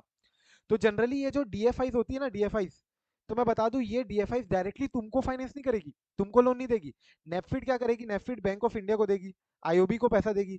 आईओबी को किसके लिए देगी? जो बैंक ऑफ इंडिया को इंफ्रास्ट्रक्चर, इंफ्रा लोन्स देना होगा। अगर मान लो बीओआई को कोई इंफ्रा लोन देना है तुमको, अगर मान लो 10 साल के लिए लोन चाहिए for your infrastructure development project, तुम्हारा कोई इंफ्रा का प्रोजेक्ट है, तुम बैंक के पास जाओगे, तो बैंक को मैंने बताया था तुम्हारे पास क्या हो सकता है, बैंक का एएलएम मिसमैच हो, राइट, एएलएम मिसमैच हो, क्योंकि बैंक की शॉर्ट टर्म लाइबिलिटी है। तो बैंक को फाइनेंस कौन करेगा? नेफिड, बैंक नेफिड को देगी। तो मुझे अब बताओ फटाफट से, ये जो नेफिड पैसा दे रही है किसको? आईओबी को, बीओआई को, जो नेफिड पैसा दे रही है बैंक ऑफ इंडिया को, आईओबी को, ये क्या मेरी डीटीएल में इंक्लूड होना चाहिए क्या? ये मेरी लाइबिलिटी एज सच वो वाली लाइबिलिटी नहीं है ना, जो कस्टमर डिपॉजिट कर रहा है और कस्टमर कभी भी आके मेरे से लेके जाएगा। ये तो है ही नहीं। ये तो जो पैसा है नेफिड का, ये मेरे पास आएगा और ये पैसा मैं किसी और को दे दूंगा। ये अमाउंट जो मेरे को नेफिड से मिला है, ये पैसा मेरे पास आएगा और ये मैं मेरे लेंडर को दे दूंगा, ये मेरे कस्टमर को दे दूंगा। तो ये पैसा मेरा कस्टमर डिपॉजिट के रूप में थोड़ी ना हो रहा है। समझ में आ रहा है क्या लॉजिक? ये जितने लॉजिक है तुमको बैठाने हैं क्या, कि भैया ये कस्टमर डिपॉजिट्स नहीं है, तभी अपन इसको इंक्लूड नहीं करेंगे। एमसीक्यू यही आएगा, एमसीक्यू यही से आएगा कि कौन कौन से पॉइंट को तुमको डिटेल में इंक्लूड नहीं करना है। तो लॉजिक ये बैठा के चलो, जो कस्टमर डिपॉजिट्स है मेरे, कस्टमर डिपॉजिट्स ही तो, उसी का मेरे को क्या करना है, कुछ 18% कैलकुलेट करके निकालना है। तो ये कस्टमर डिपॉजिट्स ही मोटा माटी मेरे को क्या करना है, डीटीएल में लेना है। और इसके अलावा 2-3 और पॉइंट्स है जो अपने को लेना है डीटीएल में।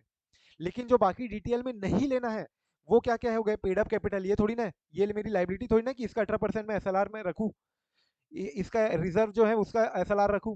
क्रेडिट बैलेंस जो प्रॉफिट एंड लॉस अकाउंट में, ये तो मेरा पैसा है ना, कस्टमर का थोड़ी ना है, ये लाइबिलिटी थोड़ी ना हुई मेरी।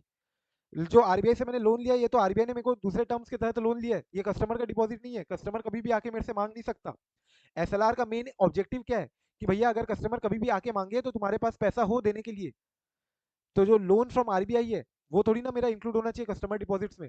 जो एक्सिम बैंक, एनएचबी, सिडबी, नाबार्ड, नेफिड, ये सब से जो मेरे को रीफाइनेंसिंग हुई है, ये मेरा कस्टमर डिपॉजिट्स नहीं है। This should not be included in the DTL. Similarly इसके अलावा और 3 पॉइंट दिए, और यहाँ से एमसीक्यू आया हुआ है, ये 3 पॉइंट में से अगेन 2 मार्क के लिए एमसीक्यू आया हुआ है, 2 मार्क के लिए सीधा। और 3 पॉइंट देखो क्या इंक्लूड नहीं करेंगे अपन।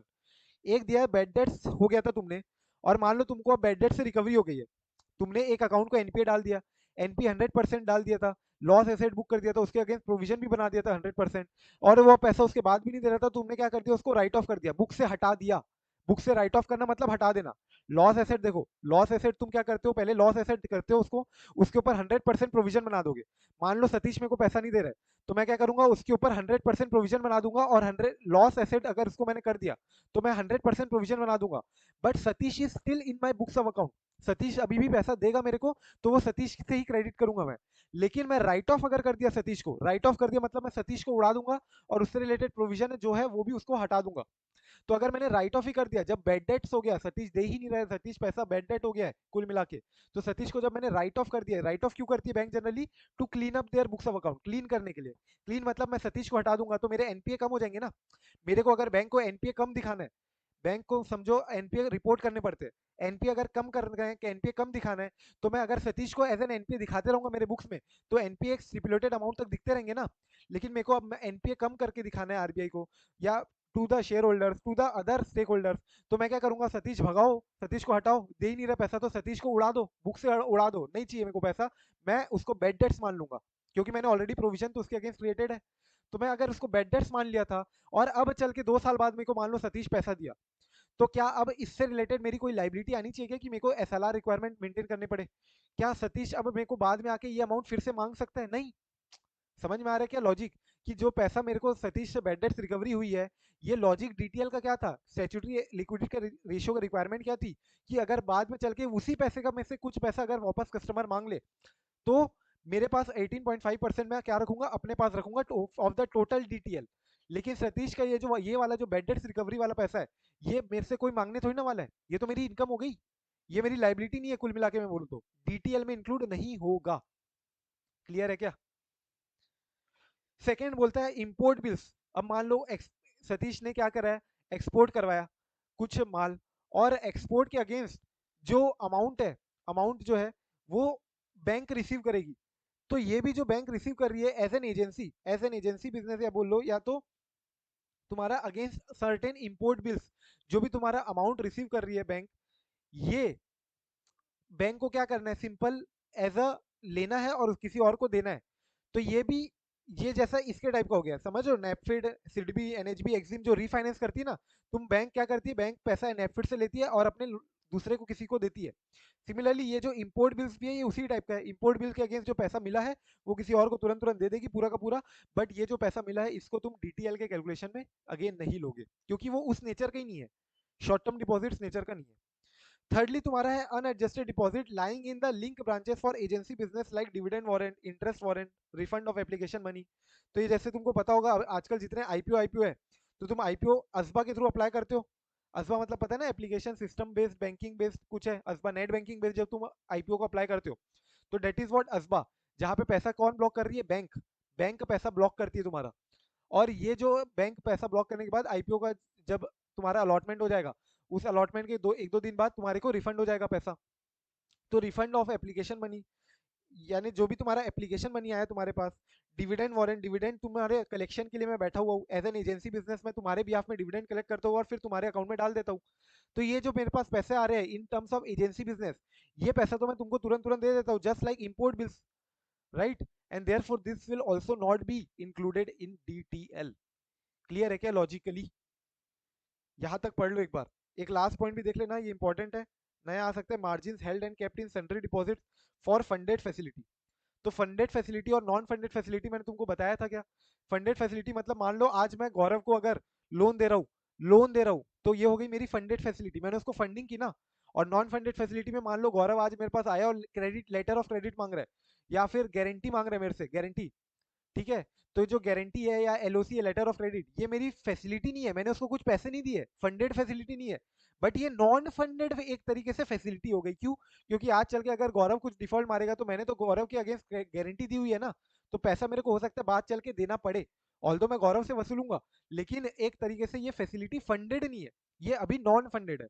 ये फंडेड में कब हो जाएगी? जब अगर गारंटी इन्वोक हो गई, जब अगर गौरव ने किसी और को जो पैसा देना था और गौरव ने मेरे से गारंटी ली थी और गौरव ने जिसको पैसा देना था उसको नहीं दिया, तो गारंटी इन्वोक करेगा सामने वाला जब, तो ये non funded facility funded facility में कन्वर्ट हो जाएगी।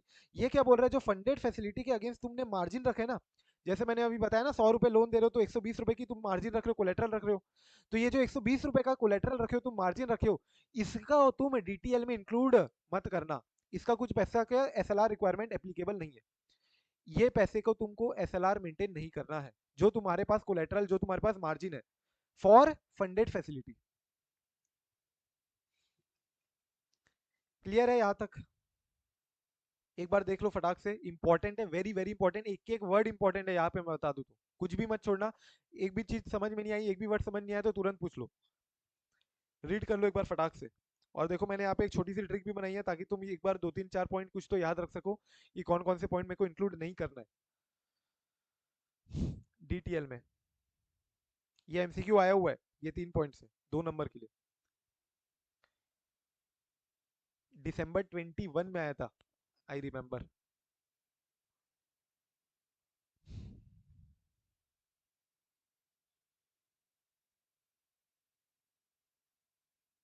इसके बाद अपने को 4 पॉइंट पढ़ने जो कि अपन डीटीएल में इंक्लूड करेंगे। ठीक है, एक बार जो एक्सक्लूड करेंगे वो रीड कर लो, कुछ समझ में नहीं आ रहा है तो पूछ लो फटाक से। I hope it is very much clear, still if not do ask. अभी तक जितना अपन ने देखा सीआरआर एसएलआर।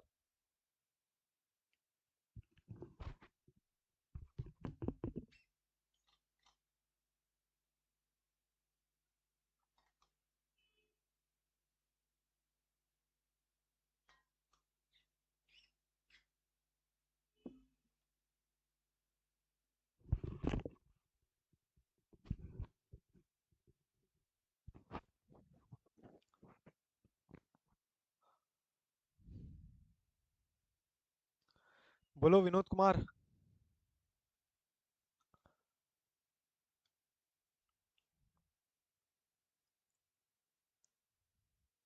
टेस्ट नहीं आया मेरे पास विनोद। जिस जिसका भी अब नहीं आया मैं उतना ही चेक पर कर पाऊंगा अब। ठीक है। सजेस्टेड आंसर मैं अभी अपलोड कर दूंगा। बाकी लोग फिर सजेस्टेड से देख लेना। और कई लोग टेस्ट दे ही नहीं रहे हो, मेरे को समझ नहीं आ रहा है मैं क्या करूँ तुम लोग के सामने। माथा फोड़ू या दिल चीर के बोलूँ कि टेस्ट दो, तब जाके टेस्ट दोगे। क्या दिक्कत आ रही है ध्रुवी? हाँ।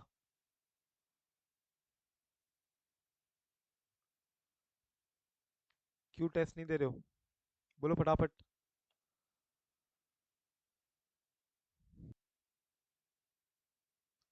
हाँ ध्रुवी। टेस्ट क्यों नहीं दिया अभी तक? ऐसे 500 की सीरीज। जब अगर तुम लोगों को टेस्ट अपने मन से देना है, तो फिर मैं जिस दिन जो बोल रहा हूँ 2 दिन में अगर करके दो तो वो मतलब नहीं होगा ना। ये जो टाइमलाइन सेट कर रहा हूँ मैं, this is what, for you to increase your efficiency only. तुम एक प्रेशर में पढ़ोगे तो तुम एग्जाम के प्रेशर में कैसे कर लेते हो 2 दिन में सिलेबस पूरा पूरा कवर? एग्जाम के प्रेशर में करते हो ना। तो इसको भी वो एग्जाम का प्रेशर फील करो ना, ये इसको भी वही एग्जाम समझो। तब तो जाके तुमको बेनिफिट होगा वो। तब तो जाके तुम्हारी एफिशिएंसी इंप्रूव होगी, तब जाके प्रोडक्टिविटी बढ़ेगी, तब जाके तुम्हारा फोकस के साथ तुम उसको याद करोगे, कोशिश करोगे, लिखोगे। जो चीज़ याद नहीं रहेगा वो चीज़ तुमको बाद में याद रहेगी।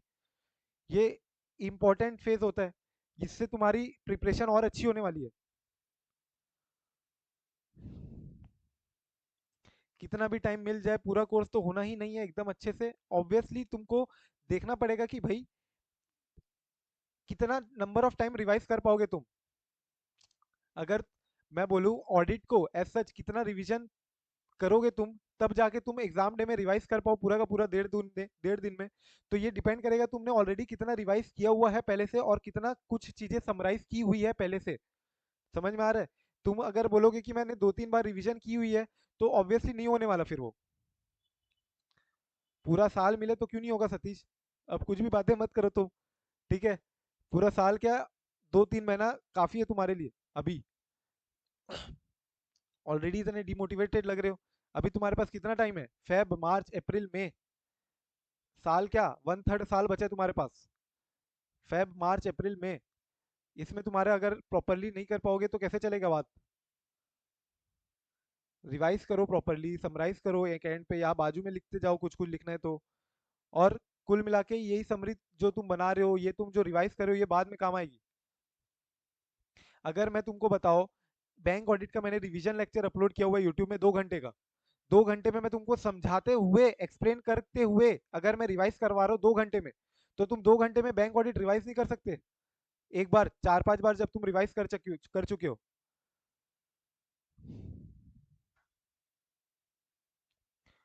ये बोल सकते हो कि हाँ, कि पूरे रिवीजन के चक्कर में पड़े तो टेस्ट नहीं दोगे, लेकिन एक बार ये प्रेशर लेके आओ ना कि भैया मेरे को रिवाइज करके टेस्ट देना है, एनी हाउ टेस्ट देना ही है।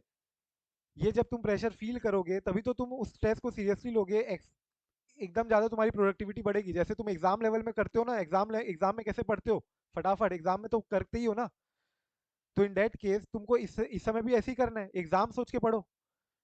तुम उसको अभी भी ऐसा सोचोगे कि ठीक है टेस्ट ही तो है, अभी आज ऑफिस है तो आज थक गई हूँ तो रहने देती हूँ, मैं नहीं करती रात को। तुम एग्जाम डे में ऐसी सोचते थोड़ी ना, एग्जाम में ऐसी सोच के थोड़ी ना करते कि हो गया अब यार, रात को नींद आ रही तो सो जाती हूँ मैं। नींद आने के बावजूद भी तुम पढ़ते हो ना एग्जाम डे में। क्यों? क्योंकि कल टेस्ट है, कल एग्जाम है। तो नींद आने के बावजूद पढ़ते हो, तो सेम एग्जाम डे में क्यों नहीं कर रहे हो अभी? नींद आ रही तो मत सो, नींद आ रही तो भी पढ़ो। 12-1 जब तक पढ़ना है, रिवाइज करके कल टेस्ट देना है, मतलब देना ही है मुझे। रिवाइज करके देना है। एक एक स्टैंडर्ड को हार्डली आधी पौन घंटा लगेगा तुमको। एक दो लोग मेरे को कल पूछे थे कि स्टैंडर्ड को रिवाइज करने में बहुत टाइम लग रहा है। तो देखो लगेगा थोड़ा, अभी पहले या दूसरा रिवीजन में तुमको टाइम लगेगा, frankly speaking. But that is not a excuse कि तुम एक्सक्यूज ले लो कि रिवाइज ही नहीं है, बहुत टाइम लग रहा है, या नहीं मेरे में कुछ फ्लॉ है। तो नहीं भैया, टाइम लग रहा है तो लग रहा है, प्रॉपर अपन देख देख के कर रहे हैं, सारे क्वेश्चंस को कवर करने की कोशिश कर रहे हैं, ताकि कुछ छूट ना जाए। प्रॉपर एक्सप्लेन करते हो, प्रॉपर याद करते हो, अगर आगे बढ़ रहे हो तो टाइम लगेगा ही ऑब्वियसली। बट सब्सिक्वेंट रिविजन्स कम होते जाएगी ना। और ऐसा तो नहीं है तुमको टाइम कम है थोड़ा। अभी तुम्हारे पास यहाँ से 3-4 महीने हैं, 4 महीने हैं यहाँ से अभी। तो टाइम लग रहा है अगर फर्स्ट रिवीजन में तुमको, सेकंड रिवीजन में, तो ठीक है लगने दो थोड़ा, लेकिन टाइम उतना एफर्ट दो। एफर्ट डालोगे, टाइम दोगे, तो नेक्स्ट एफर्ट कम होते जाएंगे। डरो मत टाइम लग रहा है तो। और एक दो लोग से मेरे को बात भी करनी है कि अल्टीमेटली याद नहीं हो रहा है, उनको बोल रहे हैं कुछ। तो भाई याद करने के लिए तुम अपन जो ये ट्रिक अपना रहे हैं, ये एक्सप्लेन कर रहा हूँ मैं तुमको, तो इस लॉजिक को समझो। अगर लॉजिक समझ नहीं आ रहा है तो पूछो। लॉजिक करने के बाद भी तुमको याद नहीं हो रहा है, अगर जिस तरीके से अपन ने इसको याद किया मान लो, तो ये ऐसे याद किया है, तो कोशिश करो ना इस तरीके से याद करने की। इमेजिक मेमोरी से अगर मैं बोल रहा हूँ तो तुम उसको थोड़ा सा लेके चलो कि ठीक है सर ऐसा बोल रहे, तो एक बार मैं ऐसा याद करके देख लेती हूँ। ऐसा अगर सोचोगे तुम कि नहीं मेरे को ऐसे तो याद नहीं होता, मैं बार बार रीड करूंगी और उसके बाद ही जितने पॉइंट्स मेरे को याद रहेंगे उतना ही करूंगी, तो ये तो तुम पहले भी अप्रोच फॉलो कर ही रहे थे ना। लिख लिख कर याद कर रही है अगर अंतिमा, उसको अंतिमा को उससे हो रहा है तो वो लिख लिख कर रही है, अगर जैसे बोल रही है तो लिख लिख के जिसको होता है तो वो वैसा करो। अगर मैं तुमको ऐसे बोल रहा हूँ इस तरीके से करके देखो कुछ आंसर, तो इस तरीके से करके देखो ना। तुम अगर ढीठ यानी ढीठ बन जाओगे, बोलोगे कि नहीं मेरे को मेमोरी ट्रिक्स वगैरह से याद नहीं करनी है, कितना भी हो जाए मेरे को मेमोरी ट्रिक करूंगी मैं याद, उसके लिए मेमोरी ट्रिक को याद रखूँ अलग से, दो दो चीज याद रखनी पड़ रही है एक आंसर के लिए, कि मेमोरी ट्रिक क्या है और मेमोरी ट्रिक से क्या आंसर याद आना चाहिए। तो तुम ऐसा टाइप का माइंडसेट ही बना लोगे अगर कि मेरे को याद वैसा करना ही नहीं है, मेरे को मोटा माटी पढ़ के याद आना चाहिए, तो फिर बहुत मुश्किल हो जाएगा। क्योंकि ऐसा ह्यूमन माइंड है which is normal for everyone कि रीड करके रिटेन करना मुश्किल है। सिंपल सी बात अगर मैं बोलूँ तो तुमको कुछ ना कुछ तरीका जो अपन अपना रहे या तो वो अपनाओ, या तो कुछ तरीका तुम जो अपना सकते हो जो अपनाने अपनाओ। टाइम लग रहा है ठीक है पहली बार, लेकिन सेकंड टाइम में तुम ये तरीके से सेकंड टाइम ऑटोमेटिकली तुम्हारा फटाक से रिवीजन होगा ये, अगर अभी शुरू में टाइम लग भी रहा है तो। याद नहीं हो रहा ये एक्सक्यूज नहीं बिल्कुल चल पाएगा। एग्जाम लेवल में तुमको याद करना ही है एनी हाउ, वरना रीड कर करके कितना रिटेन करोगे। वो अल्टीमेटली वही हाल होना है जो पहले हो रहा था। रिटेन भी इंपॉर्टेंट है, रिटेंशन ही इंपॉर्टेंट है मोर मोर।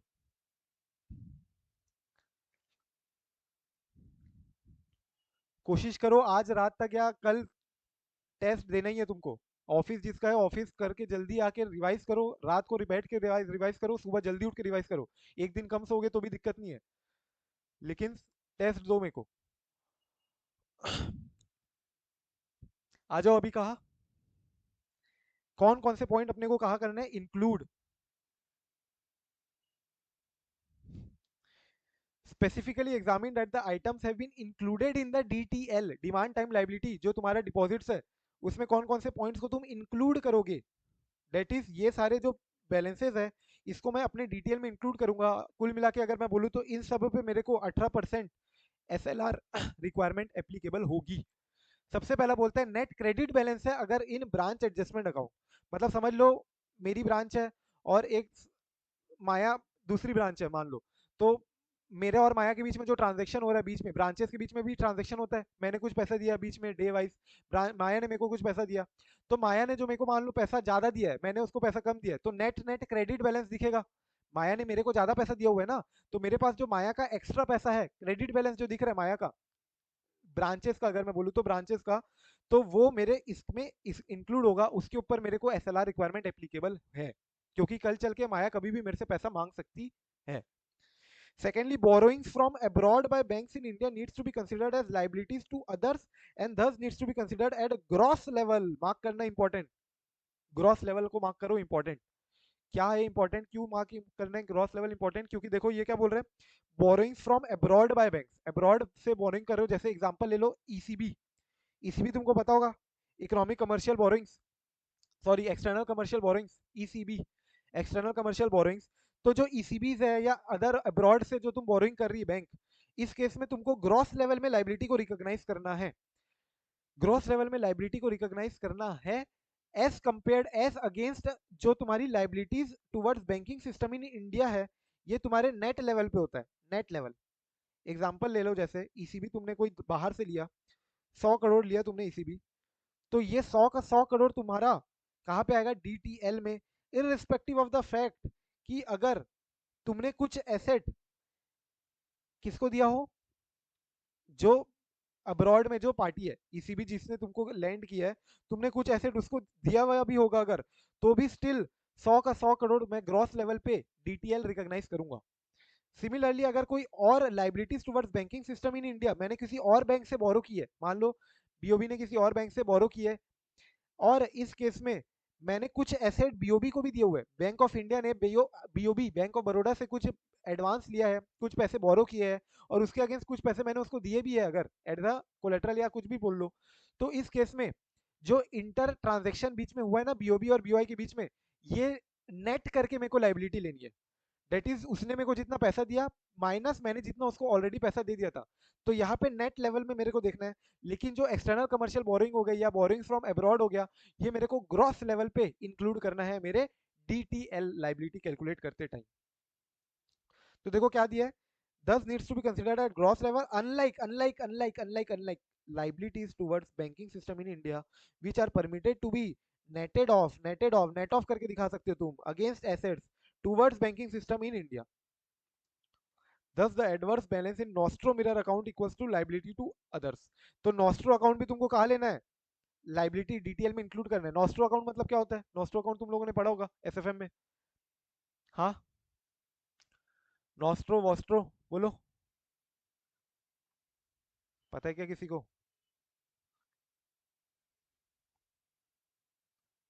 बोलो भाई, सब सो रहे हो क्या आज?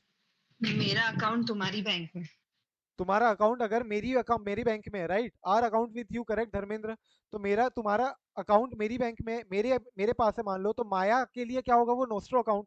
और मैं इसी अकाउंट को जो माया का अकाउंट है मेरे पास, इसी अकाउंट को मैं क्या बोलूंगा, मैं जब बोलूंगा मैं वोस्ट्रो बोलूंगा, राइट। तो ये जो नोस्ट्रो का एडवर्स अकाउंट है, अगर एडवर्स अकाउंट है यानी माया को पैसे देने हैं मेरे को, तो उस केस में माया जो ब्रांच है, वो जो बैंक है, वो डीटीएल इंक्लूड करेगी, उसको लाइबिलिटी को इंक्लूड करेगी अपने डीटीएल कैलकुलेशन में। तीसरा तुम्हारा reconciliation of nostro account needs to be scrutinised to ascertain if any inward remittance on behalf of the customer constituents have remained unaccounted and are pertaining to the any liabilities for the bank. And lastly interest accrue हो गया है लेकिन account नहीं किया गया, अभी तक due नहीं हुआ था, इसलिए मैंने उसको अकाउंटिंग नहीं की है। देखो दो टाइप के इंटरेस्ट अक्रूवल हो सकते हैं, एक इंटरेस्ट अक्रू हो गया लेकिन ड्यू नहीं हुआ, नॉट ड्यू, और एक हो गया ड्यू। ड्यू कब होता है, मान लो एवरी क्वार्टर कुछ तुमको दिखा हुआ, कुछ savings account every quarterly interest credit होता है तुम्हारे अकाउंट में, कुछ जगह तुम्हारा सेविंग अकाउंट होगा तो वहाँ एवरी हाफ ईयरली होता है, राइट। तो ड्यू कब हो रहा है ये तुमको देखना है।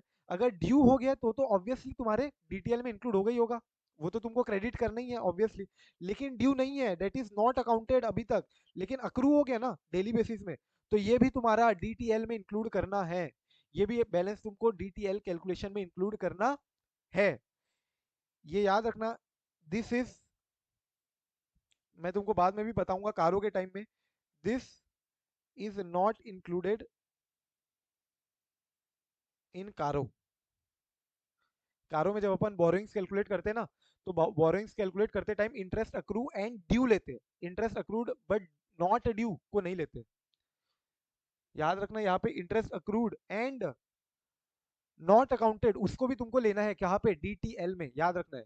ये पॉइंट छोटे छोटे पॉइंट है लेकिन एमसीक्यू आ सकते हैं, ठीक है।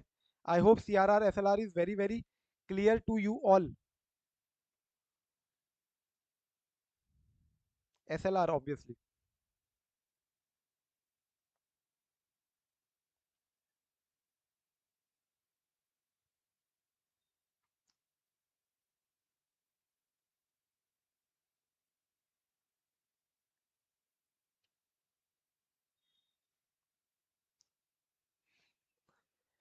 चलो बताओ फिर आगे बढ़े क्या?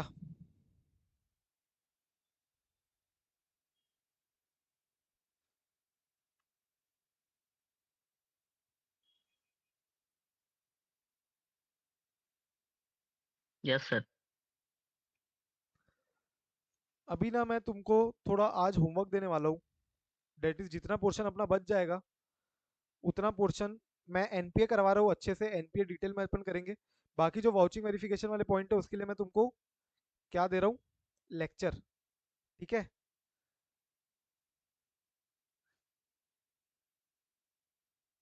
तो कॉन्करेंट ऑडिट मेन अपना बचेगा इसके बाद, ठीक है। कॉन्करेंट ऑडिट है 2 पेज का, तो कॉन्करेंट ऑडिट करके आना है। एंड जो वाउचिंग वेरिफिकेशन वाले पॉइंट है ये थोड़े, इसको एक बार ओवरव्यू यानी लेक्चर्स के थ्रू तो तुम करके ही आओगे प्रॉपर्ली, और एक बार अपने एंड पे रिवाइज करके आओगे, थोड़ा आज ज़्यादा कर लेना, अपन थोड़ा सा लेट चल रहे, इसलिए थोड़ा सा टाइम ज़्यादा दो प्लीज़ अभी, ठीक है। आज अभी मैं एनपीए करवा दूंगा तुमको, एनपीए चूंकि इंपॉर्टेंट है, वेरी वेरी इंपॉर्टेंट, एनपीए अपन कर लेंगे। प्लस बाकी फिक्स्ड एसेट में तुम क्या क्या पॉइंट्स वाउचिंग वेरिफिकेशन में देखोगे, एडवांसेस में क्या क्या पॉइंट्स देखोगे, ये सब तुम एक बार एक लेक्चर दूंगा तो उसमें से कवर कर लेना। ये सारे जो वाउचिंग वाले पॉइंट्स है, कैश में क्या चेक करोगे, बैलेंस विद आरबीआई है उसमें क्या चेक करोगे, सिंपल से पॉइंट्स है ये सारे, ये मैंने उसमें एक्सप्लेन भी किए हुए अच्छे से। तो एक बार वाउचिंग वेरिफिकेशन वाले अब जितने पॉइंट्स है एक बार उसके थ्रू कर लेना। अपन आ जाते हैं एनपीए में, आ जाओ अब एनपीए में। इन्वेस्टमेंट्स में देखो, इन्वेस्टमेंट्स में दिया हुआ है। अच्छा ये एक बात बता दूं मैं, examination on off classification and shifting, जो तुम्हारे बैंकों ने इन्वेस्टमेंट करके रखा हुआ है, बैंक इन्वेस्ट करेगी इतना पैसा, क्या करेगी अल्टीमेटली बैंक, राइट? तो या तो लोन एंड एडवांसेस देगी, और अगर कोई अपॉर्चुनिटी नहीं है लोन एडवांस देने के लिए तो बैंक उसको इन्वेस्ट करेगी। तो जैसे तुम्हारा एसएलआर रिक्वायरमेंट भी है 18%, 18% जो इन्वेस्ट करके रखना है तुमको, तो हो सकता है बैंक इन्वेस्ट करके रखे कोई लिक्विड एसेट में। तो 3 टाइप के इन्वेस्टमेंट है, H T M, H F T, A F S. तो ये जो एच एफ टी है ना, एच एफ टी, ये मेरे को याद है पिछले साल एक आरबीआई का रेगुलेशन आया था जहाँ पे उसको एच एफ टी को हटा के अब क्या कर दिया उन्होंने, एफ टी पी एल। अपने को तुमको वैसे तो एच एफ टी रखो, कुछ करो मत चेंजेस, बट जस्ट एक क्या है, मैं डिस्कशन कर लूंगा इस पॉइंट के ऊपर तो तुमको एक याद रहेगा एक पॉइंट, और तुम थोड़े से अपडेटेड भी रहोगे तो कोई दिक्कत नहीं, अपन एक बार डिस्कशन कर लेते हैं, क्योंकि ये डिस्कशन लास्ट लेक्चर में हुआ नहीं होगा, ये अभी अभी न्यूज आई थी। एज सच रेगुलेटरी फाइलिंग्स है, आरबीआई ने रिसेंटली रेगुलेशन में चेंजेस किया है कि एक हेल्ड टू मैच्योरिटी सिक्योरिटी होगी, एक हेल्ड फॉर सेल होगी, और हेल्ड फॉर ट्रेड के बदले एफ कर दिया उन्होंने। और एफ के अंदर ही एक एच का क्लासिफिकेशन है, हेल्ड फॉर ट्रेड नहीं कर दिया है, अब उन्होंने क्या कर दिया, एफ और एफ के अंदर एच रखा है। ये तुमको पता होगा ना, इंडिया में भी तुमने क्लासिफाई किया होगा यस में। तो हेल्ड टू मैच्योरिटी अपन क्या करते हैं, कॉस्ट बेसिस में करते हैं मेजर इसको। सबसे पहले तो इन्वेस्टमेंट सारी की सारी अपने को किस में करनी है, फेयर वैल्यू में करनी है। बट उसके बाद जब तुम मेजर करोगे इन्वेस्टमेंट को, तो हेल्ड टू मैच्योरिटी को तो कॉस्ट में करते हो, एसेट हेल्ड फॉर सेल को आरबीआई बोलती है क्वार्टरली, आरबीआई बोलती है क्वार्टरली फेयर वैल्यू पे लेके आना है एवरी क्वार्टर। और फेयर वैल्यू एफवीटीपीएल को भी, तुमको क्या करना है, क्वार्टरली फेयर वैल्यू पे लेके आना है, क्वार्टरली फेयर वैल्यू पे लेकर आना है। और एफवीटीपीएल के अंदर ही एचएफटी करके अलग से क्लासिफिकेशन कर दिया है आरबीआई ने अभी। इससे इसमें ना थोड़ी कैपिंग वगैरह भी चेंजेस की थी। हेल्ड टू मैच्योरिटी में 25% की कैपिंग थी, वो भी हटा दी है। तो ऐसे कुछ कुछ रेगुलेशन है सच।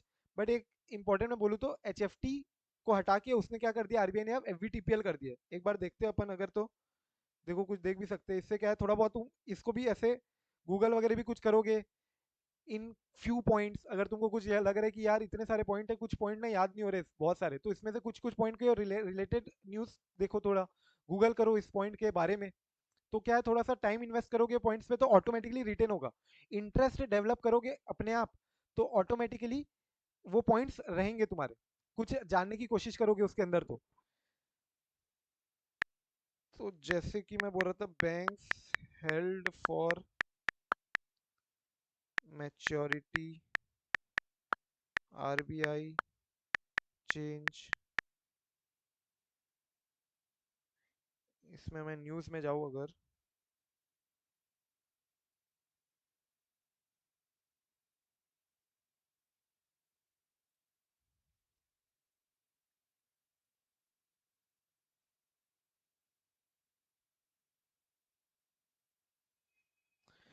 देखो, change in the norms follow an RBI discussion paper, according to statement RBI has removed 90 day ceiling on holding period of securities under the HFT category. मतलब तुम समझ रहे हो, जो एचएफटी कैटेगरी कहाँ पे डाल दिया अब इन्होंने, पहले मैंने बताया तुमको कहा, ऑलरेडी एचएफटी हटा के एफवीटीपीएल कर दिया है। एफवीटीपीएल के अंदर एक एचएफटी कैटेगरी है। और हेल्ड फॉर ट्रेड में भी पहले ऐसा था कि जो 90 दिन के ऊपर अगर तुम्हारी होल्डिंग पीरियड तुम रखने वाले हो, अगर 90 दिन के ऊपर, तो उसको तुम एचएफटी में नहीं ले सकते हो। मैक्स टू मैक्स 90 दिन तक की जो अगर होल्डिंग है तो ही तुम उसको एचएफटी में रख सकते हो। लेकिन अब आरबीआई ने वो एचएफटी का सीलिंग हटा दी है, 90 डेज वाली जो सीलिंग थी एचएफटी की वो हटा दी है। इससे तुम सोचो क्या इंपैक्ट आएगा तुम्हारे बैलेंस शीट में, क्या इंपैक्ट आएगा। देखो याद दिया हुआ है, this move will result in banks classifying illiquid bonds and state development loans under HFT. इससे क्या हो सकता है, अब तुम्हारे जो इलिक्विड बॉन्ड है, टी बॉन्ड, जो 10-10 साल के टी बॉन्ड्स है, जो कि तुम्हारा एक्सपेक्टेड नहीं था 90 दिन में तुम उसको क्या करने वाले हो, रियलाइज, लेकिन उसको तुम कहाँ रखते थे, एचटीएम में या फिर एसेट हेल्ड फॉर सेल में रखते थे। लेकिन अब एचएफटी में जो 90 दिन की क्लासिफिकेशन है वो आरबीआई ने हटा दी, इसलिए हो सकता है अब तुम उसको एसेट फॉर सेल से हटा के कहाँ कर दो, एफवीटीपीएल में डाल दो। एफवीटीपीएल में डाल के एचएफटी में डाल दोगे, illiquid bond state development loans under HFT, but this was not the case previously as they were not sure if they could sell this securities within 90 days of acquiring. Similarly, RBI removed the ceiling on the HTM in lenders investment portfolio. At present, banks are allowed to set aside more than 25% of total investment under HTM. Held to maturity में मैं 25% अपनी investment रख सकता हूँ, provided the investment in government securities to meet the SLR requirement मेरी 18% meet हो रही है तो देखो RBI also introduced a new category of investment fair value through profit and loss FVTPL. The existing HFT category will now be part of the FVTPL category according to the revised guidelines. Investment portfolio of banks will now be divided into 3 categories. एक FVTPL हो गया, एक HTM हो गया मेरा, और एक asset held for sale हो गया. HFT category falls for debt securities purchased by banks with intent of selling them within a very short period of time. और ये जो तुम डिसाइड करते हो ना कि एचएफटी में जाएगा कि एचएफएस में जाएगा कि एचटीएम में जाएगा, ये जब तुम खरीदते हो उसी समय बैंक को डॉक्यूमेंट करना पड़ता है. बोर्ड ऑफ डायरेक्टर डॉक्यूमेंट करती है कि भैया ये जो पॉलिसी के तहत ये जो इन्वेस्टमेंट है ये हम ट्रेडिंग के लिए खरीद रहे हैं या रखेंगे इसको कुछ दिनों तक, बाद में जब सी अपॉर्चुनिटी दिखी उस समय मैं सेल करूंगा या टिल मैच्योरिटी रखूंगा. ये क्लासिफिकेशन बेसिस डॉक्यूमेंटेशन तुम्हारा खरीदने के पहले खरीदते टाइम हो जाना चाहिए. ठीक है, तो ये इससे टाइप के पॉइंट्स कुछ तुमको मिलेंगे. एक बार ये लेक्चर में देख लेना, बच्चे कुछ पॉइंट्स में तुमको दे रहा हूँ, हो सके तो रात तक कंप्लीट कर लेना वो लेक्चर, अभी तुरंत कर लेना. अपन एक बार आ जाओ एनपीए में, एडवांसेस के अंदर तुम आ जाओ एनपीए. ये सुंदरम वाला एक क्वेश्चन अपन ले लेंगे कल फिर, और एनपीए के बाद एक टेस्ट और अंडरस्टैंडिंग का जो क्वेश्चन दिया है ये भी एक बार अपन कल ले लेंगे. तुम एक बार इसका बाकी बचा कुचा करके आओ, कवर करके आओ. तो अपन टेस्ट और अंडरस्टैंडिंग और इंटीग्रेटेड केस सिनेरियो पे फोकस करेंगे, तो अपना पूरा पूरा अच्छे से चैप्टर हो जाएगा. थोड़ा सा एक दिन ज्यादा कर लो. Bank audit as I told is very very important chapter, और पर्टिकुलरली एनपीए टॉपिक को मार्क करो. Again very very very very important NPA वाला जो टॉपिक है, नॉन परफॉर्मिंग एसेट. आ गए क्या सब लोग?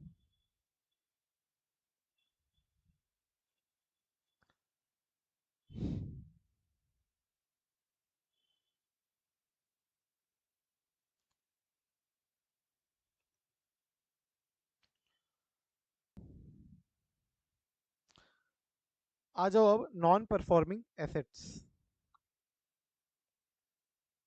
चलो एक बार बताते जाओ किस किस को क्या क्या पता हुआ है नॉन परफॉर्मिंग एसेट्स के बारे में. अपन ने एनबीएफसी में भी डिस्कशन किया हुआ है, तो एनपीएस के बारे में क्या क्या पता है सब सब बताते जाओ एक बार क्विकली.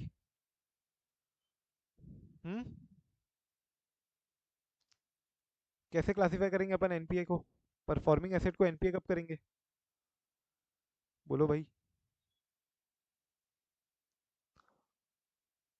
ऐसा तो नहीं है डिस्कशन हुआ नहीं है, एनबीएफसी में तो किया है ना डिस्कशन, उसी राउंड उसी लाइंस में तो है ये. When interest or principal is outstanding for more than 90 days. Correct, very correct.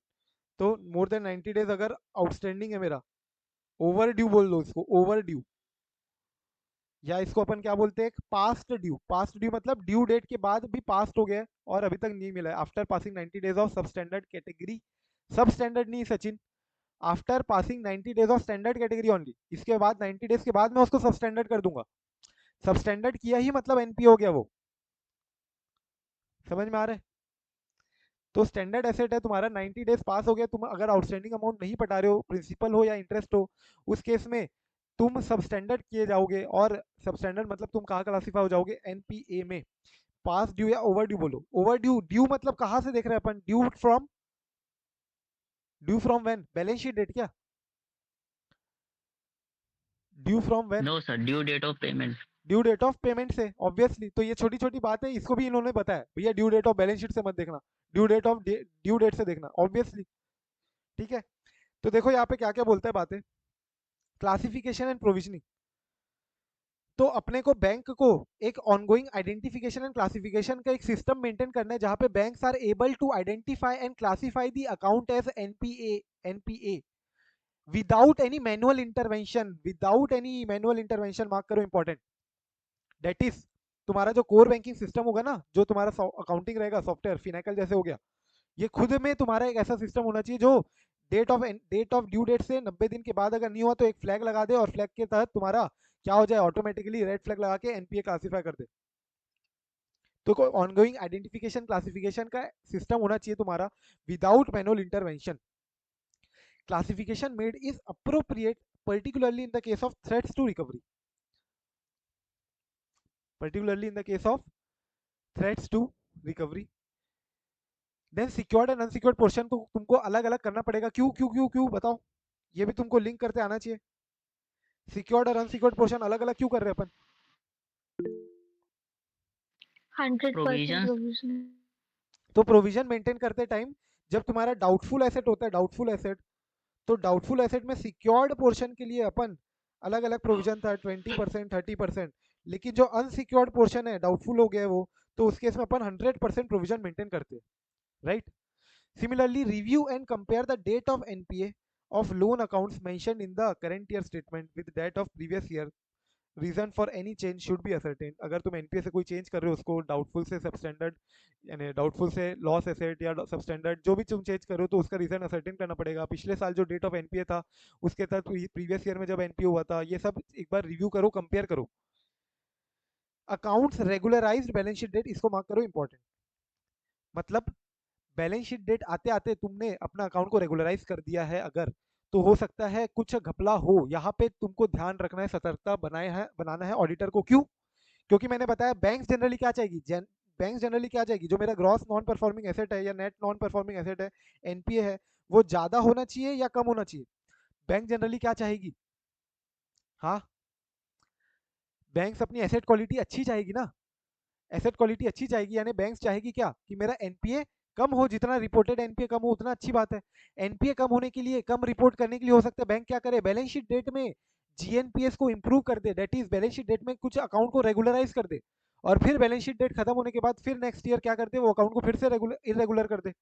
तो भैया नियर बैलेंस शीट डेट अगर कुछ अकाउंट रेगुलराइज हुए हैं, तो तुम चेक करो कि जो रेगुलराइज हुए हैं, यानी कि पेमेंट आ गया मेरे को, तभी तो रेगुलराइज कर रहा हूं मैं, यानी मेरे को पेमेंट आ गया। तो ये जो पेमेंट आया है, ये रेगुलराइज जो अकाउंट हुए हैं, क्या ये जेन्युइन सोर्सेज से पेमेंट आया ना? जेन्युइननेस चेक करो, अकाउंट होल्डर ने ही पैसे दिए ना। क्या ऐसा तो नहीं है कि बैलेंस शीट में, बैलेंस शीट डेट के पहले पहले पेमेंट आ गया और जस्ट बैलेंस शीट डेट होने के बाद फिर से बैंक ने उसको फैसिलिटी कुछ एक्सटेंड कर दी, फिर से बैंक ने उसको कुछ लोन दे दिया? मतलब ये तो रूटिंग ऑफ फंड्स हो गया। तो ये कुछ इरेगुलरिटी के लक्षण है। तो रेगुलरिटी चेक करनी है अपने को, जेन्युइननेस चेक करना है सोर्स ऑफ द फंड का, राइट। और जो पेमेंट आया है उसका जेन्युइननेस के अलावा तुमको चेक करना है कि बैंक ने कुछ घुमाया फिराया तो नहीं है बैलेंस शीट एंड डेट में, so as to improve their GNPA ratio. तो पेमेंट थ्रू जेन्युइन सोर्सेज है कि नहीं है, ये चेक करो। और अगर जेन्युइन सोर्सेज है तो उसको फिर एनपीए से रेगुलराइज कर सकते हो तुम, कोई दिक्कत की बात नहीं है। Where subsequent to repayment branch has provided further funds to the borrower, borrower ने रिपे किया बैलेंस शीट एंड डेट में, और बैंक ने फिर उसको फंडिंग कुछ और प्रोवाइड कर दी, तो इस केस में हो सकता है तुम उस अकाउंट को एनपीए क्लासिफाई करो। उस केस में तुम उसको हो सकता है रेगुलराइज ना करो। Auditor should carefully assess whether the repayment was out of genuine source और not.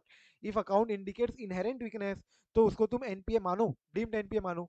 And classification of all standard accounts we reviewed as on the balance sheet date, मतलब 31 मार्च को तुमको क्या करना है, सारे स्टैंडर्ड अकाउंट जितने हैं उसको रिव्यू करना है कि भैया ड्यू डेट से तुम्हारे पेमेंट आ गए या नहीं आ गए हैं as on balance sheet date. कोई अकाउंट ऐसा तो नहीं है जो स्टैंडर्ड अकाउंट से सब स्टैंडर्ड हो जाए।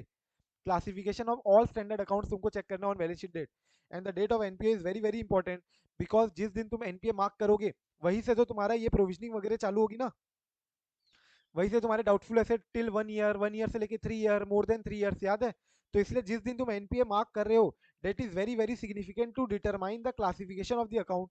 उसके अकॉर्डिंग ही तुम सब स्टैंडर्ड मेंटेन करोगे, डाउटफुल अकाउंट आएगा एंड लॉस अकाउंट तुम उसके अकॉर्डिंगली क्लासिफाई कर पाओगे। इसलिए डेट ऑफ एनपीए जो तुम है, very very important for you to mark the date of NPA. NPA should be recognised only on the basis of the concept of past due, overdue, and not on the basis of balance sheet date. यही जो मैंने तुमको अभी पूछा था।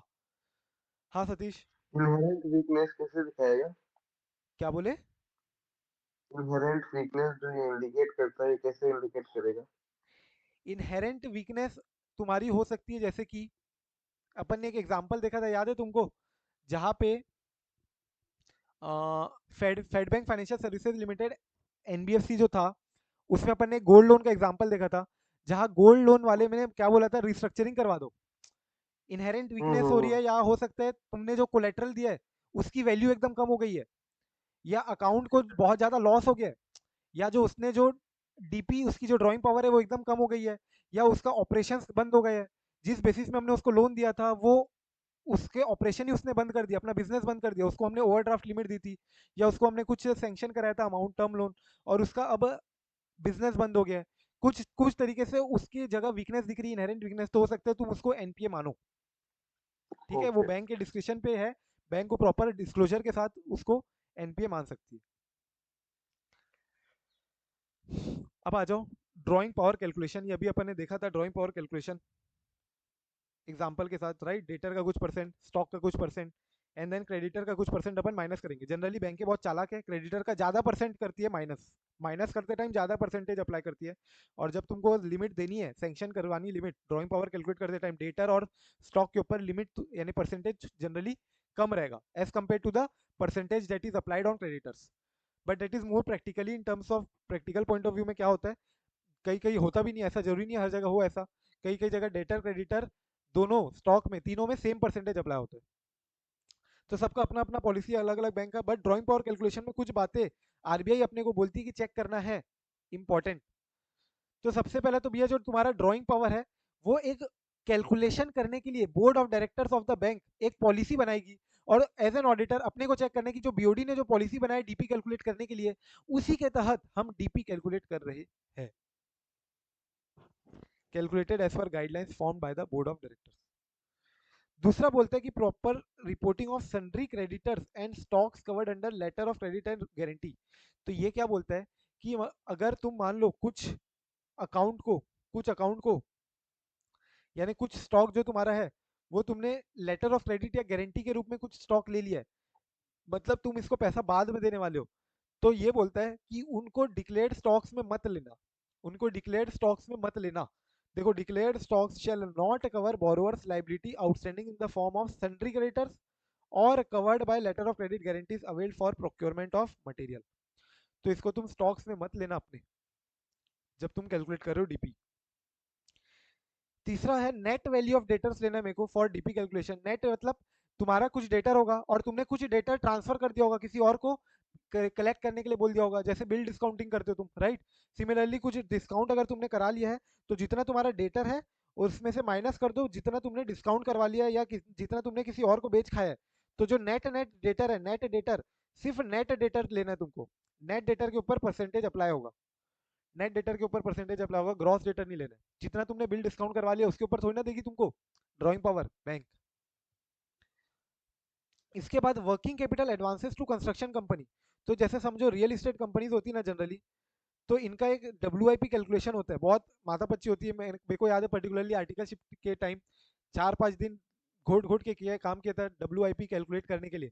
बहुत ज़्यादा judgement use करना पड़ता है कि कितना ज़्यादा मटेरियल यूज़ हो गया है, कंस्ट्रक्शन मटेरियल कितना यूज़ हो गया है, कितना लेबर मैं लगाऊँ इसमें, कितना लेबर कॉस्ट, और ये बहुत ज़्यादा मैनिपुलेटिव है। ऐसा अपन को ऊपर है कि अपन को स्टॉक ज़्यादा दिखाना है कि कम दिखाना है। देखो, दो तरीका होता है, एक तो मेरे को स्टॉक ज़्यादा दिखाना होगा अगर मेरे को जीपी मेरा ग्रॉस प्रॉफिट ज़्यादा दिखाना है तो, लेकिन दूसरा हो सकता है कि सॉरी स्टॉक कम दिखाना होगा अगर मेरे को मेरा जीपी ज़्यादा दिखाना है तो। दूसरा लेकिन हो सकता है कि मेरे को बैंक से लोन भी तो लेना पड़ता है, तो मेरे को प्रॉफिटेबिलिटी स्टेटमेंट मेरा प्रॉपर आए, इसके लिए स्टॉक में कम दिखाऊं तो अच्छी बात है। लेकिन मेरे को बैंक से लोन लेना रहता है, तो यहाँ पे मेरे को एक इक्विलिब्रियम हिट करना पड़ता है। बैंक में लोन लूंगा अगर मैं बैंक के पास जाऊंगा और अपना स्टॉक कम दिखाऊंगा, डब्ल्यू भी एक स्टॉक हो जाता है मेरा, तो डब्ल्यू कम दिखाऊंगा तो बैंक लोन कम देगी। तो एक इक्विलिब्रियम हिट करना पड़ता है, और एक ऐसा जनरली हम लोग तो पूरा मैनिपुलेट करके कैलकुलेट करते थे डब्ल्यू को। तो ये यहाँ पे क्या बोलते हैं, देखो जो डब्ल्यू वैल्यूएशन है ना, ये प्रॉपरली ऑडिटर को चेक करना है which is consistent and proper. ठीक है, क्योंकि सबको पता है W calculation is very very manipulative and can be manipulated by the management, कि उसको अपने एंड यूज के हिसाब से डब्ल्यू कैलकुलेशन तुमको दिखाएगा, कि उसको बैंकों से ज्यादा लोन लेना होगा तो रियल एस्टेट कंपनी डब्ल्यू ज्यादा दिखाए, उसको अपनी प्रॉफिटेबिलिटी इंप्रूव करनी पड़ेगी तो हो सकता है कुछ अलग दिखाए। तो इस केस में इसलिए डब्ल्यू कैलकुलेशन प्रॉपरली चेक करो बोलता है working capital advance to the construction company के केस में। समझ रहे हैं, मैं एम्फेसाइज इसलिए स्टोरी बैक स्टोरी क्यों बता रहा हूँ, ताकि तुमको इंपॉर्टेंस समझ पाओ कि ये अलग से ये पॉइंट डाला क्यों है, कंस्ट्रक्शन कंपनी के वर्किंग कैपिटल के केस में। तो डब्ल्यूआईपी कैलकुलेशन अच्छे से देखो, डब्ल्यूआईपी वैल्यूएशन तुम्हारी कैसी हुई है, प्रॉपर है कि नहीं, ये चेक करो। और तुमको जितना एडवांस मिला है बाय कॉन्ट्रैक्टर, ये तुमको डीपी कैलकुलेशन में रिड्यूस कर देना है। जितना भी तुमको एडवांस रिसीव हो गया है, जितना एडवांस रिसीव हो गया है, ये तुमको रिड्यूस कर देना है। ऑब्वियसली मेरे एडवांस में से तो मैं इसको हटा दूंगा ना, तुमको पता होगा। एडवांस मतलब कुल मिला के समझो डेटर है। अब डेटर में से तुमको जितना एडवांस मिल गया है, जितना पैसा मिल गया है, डेटर मतलब क्या हुआ, जितना पैसा मेरे को लेना है, जितना पैसा मेरे को लेना, मान लो 60 करोड़ पैसा लेना है तुमको, मैंने एक प्लॉट बेचा, 60 करोड़ पैसा लेना है, तुमने ऑलरेडी मेरे को 10 करोड़ दे दिया, तो मैं क्या लूंगा, 50 करोड़ लूंगा बोल रहे हैं, मैं क्या लूंगा, 50 करोड़। ये एडवांस में क्यों हटा रहा हूँ, क्योंकि जनरली इनको हम क्या मानते हैं, जो ये रियल एस्टेट कंपनी है, इसमें मैं इनको तुम्हारा ऑपरेशनल क्रेडिटर मानता हूँ। आईबीसी वगैरह में कुछ था इसमें, जहाँ पे जनरली मैं, मेरे को इसको फाइनेंशियल क्रेडिटर मानना चाहिए, बट मैं इसको ऑपरेशनल क्रेडिटर मान रहा हूँ, ऑल्दो ये बहुत लॉन्ग टर्म नेचर के होते हैं। बट ये जो डेटर है रियल एस्टेट कंपनी का, जो ये जो डेटर है, इसको मैं डेटर मानता हूँ। एंड देयरफॉर इससे जो एडवांस मिला माइनस करोगे तुम, एंड जो नेट एडवांस है वही तुम कैलकुलेट करोगे वाइल डीपी कैलकुलेशन। कुल मिला के क्रक्स में बोलूँ तो जो एडवांस मिल गया उसको माइनस कर देना while calculating your DP. Stock audit mandatory है for funded exposure more than stipulated limit. Generally limit है तुम्हारी 5 लाख की। अगर मैं तुमको 5 लाख के ऊपर ओवरड्राफ्ट दे रहा हूँ, 5 लाख या 10 लाख, सॉरी, अगर ओवरड्राफ्ट फैसिलिटी बैंक एक्सटेंड करी तुमको ओवर द लिमिट, तो तुम्हारा स्टॉक ऑडिट मैंडेटरी होता है। स्टॉक ऑडिट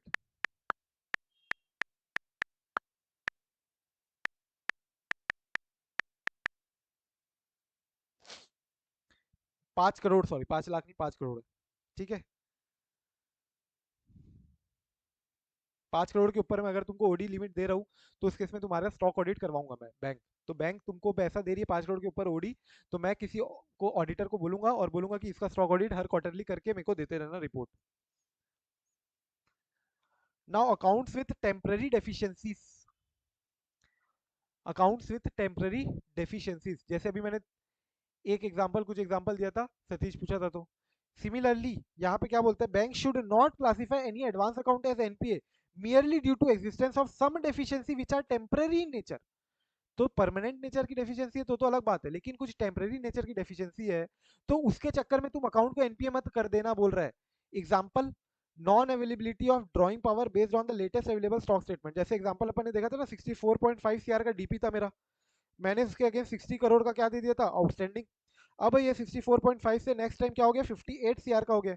58 सीआर के अगेंस्ट 60 सीआर का है, तो 2 करोड़ को मैं एनपीए कर दूं, ऐसा नहीं होगा।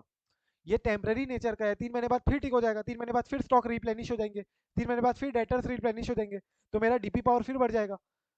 ठीक है, तो इसको या तो तुम कुछ पैसे मंगा लो, अगर सेफ्टी पॉइंट ऑफ व्यू से तुमको पैसे कुछ मंगाने तो वापस कर लो, मंगवा लो, या तो फिर तुम उसको क्या कर लो, बोल दो कि भैया नेक्स्ट टाइम पे हो जाएगा, ये टेम्पररी नेचर का है तो एनपीए क्लासीफाई नहीं करोगे। Example, balance outstanding exceeding the limit temporarily and non renewable of limits on the due date.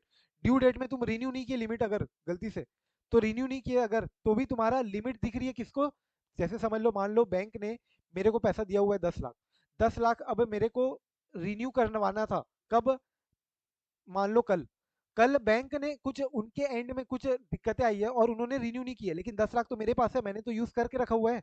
तो इसके चक्कर में क्या बैंक ये बोलेगी कि रिन्यू नहीं किया, यानी बैंक के बुक्स में लिमिट दिख नहीं रही है मेरे को, लेकिन एज सच मैंने यूज करके रखा है, इसलिए मेरे को एनपीए क्लासीफाई कर देंगे? नहीं भैया, बैंक रिन्यू नहीं किया, रिन्यू कर लेगी, टेम्पररी डेफिशिएंसी है ये सारी, ऑपरेशनल नेचर की डेफिशिएंसी है।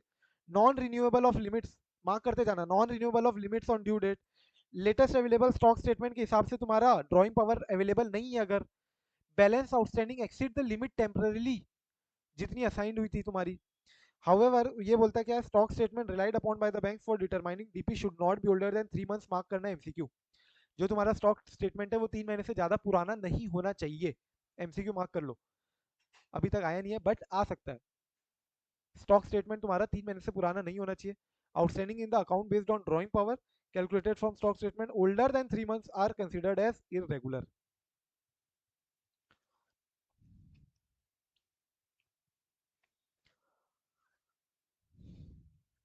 फिर तुमको ना हर 6 महीने में लिमिट रिव्यू करना पड़ता है। हर 6 महीने में रेगुलर लिमिट है या एडहॉक लिमिट अगर तुमने दी हुई है तो हर 6 महीने यानी 180 डेज, याद रखना एवरी 180 डेज, ये भी एमसीक्यू आया हुआ है, every 180 days you will have to review the limit that you have given to the lender. And अगर तुम 180 डेज के अंदर अंदर लिमिट रिव्यू नहीं करते हो तो वो अकाउंट को तुमको एनपीए क्लासिफाई करना पड़ेगा। Auditor to ensure that short reviews not done repetitively, तो बार बार रिव्यू मत करो लेकिन हर 180 दिन में रिव्यू करोगे तुम जो तुमने दी है उसको लिमिट, और अगर नहीं करते हो तो उस केस में एनपीए क्लासिफाई करना पड़ेगा। Annual review, quarterly review, half yearly review ये होते रहता है, ठीक है। सर ये जो हमने पहले देखा था वो 90 डेज वाला टेम्पररी लिमिट, 190 डेज, नहीं नहीं 90 डेज, हाँ तो वो भी एडहॉक लिमिट से थी ना? हाँ वो एडहॉक लिमिट से तुम्हारी, तो इस केस में 180 डेज में कहाँ से देखूंगा, जिस दिन मैंने एडहॉक लिमिट सैंक्शन की है वहां से।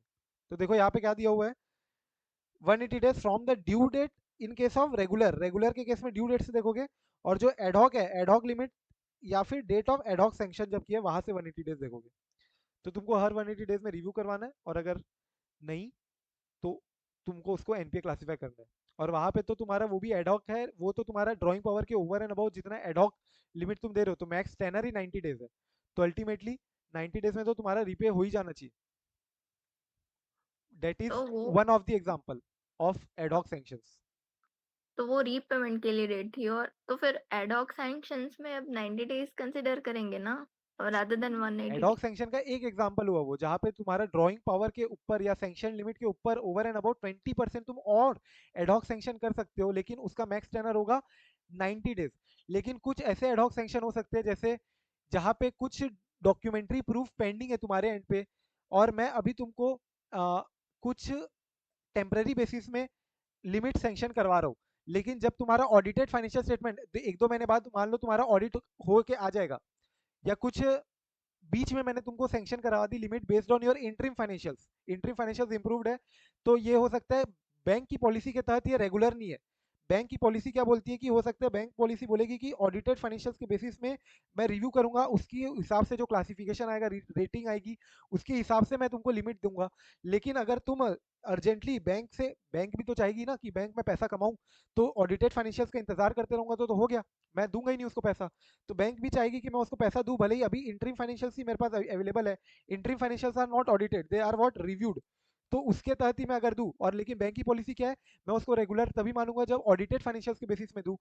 तो इस केस में रिव्यूड फाइनेंशियल्स के बेसिस में मैं जो तुमको मैंने जो पैसे दिए हैं, एडहॉक सैंक्शन जो किए हैं, that will be called as not regular or ad hoc maybe, and that could be another example of ad hoc sanction। तो ये मेरे को चेक करते रहना कि every 180 days I review these sanctions। अच्छा ओके सर।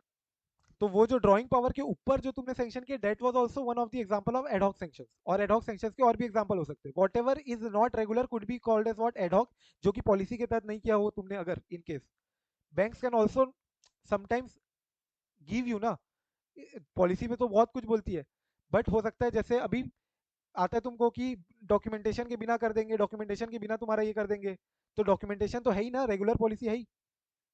तो कुछ जगह हो सकता है कि फिर वो तुमको पॉलिसी में एक्सेप्शन डालना पड़ेगा कि ये डॉक्यूमेंट्स नहीं आएंगे, still we will be consider this as regular advance. Next आ जाओ, अब एसेट क्लासिफिकेशन बोरोवर वाइज होगा ना कि फैसिलिटी वाइज। तुमको समझ में आ गया होगा, ये अपन ने एनबीएफसी चैप्टर में भी देखा था कि अगर बोरोवर के 3-4 अलग अलग अकाउंट है और एक भी अकाउंट का वो पैसा नहीं देता है और एक भी अकाउंट उसका एनपीए हो गया, तो हम बोरोवर वाइज एनपीए क्लासिफाई कर देंगे उसको, डेट इज कुल मिला के उसकी जितनी अलग अलग फैसिलिटी है सबको हम एनपीए दे देंगे, सबको हम एनपीए क्लासिफाई कर देंगे। बाकी फैसिलिटीज, इवन दो बाकी जो फैसिलिटीज है वो तुम्हारी प्रॉपर, तुम उसको ड्यू डेट में रीपेमेंट कर रहे हो, लेकिन हम स्टिल सारा बोरोवर को ही, पूरे बोरोवर को ही एनपीए क्लासिफाई कर देंगे। तो देख लो, एक बार रीड कर लो।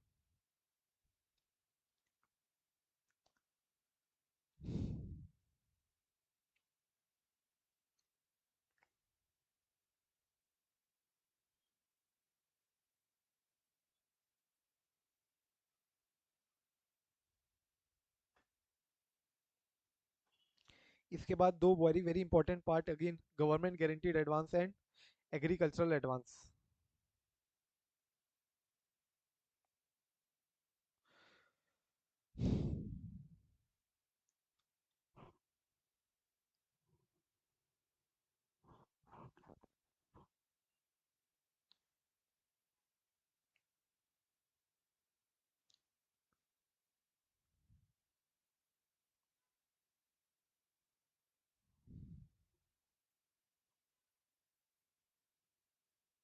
ठीक है, रीड कर लिए क्या?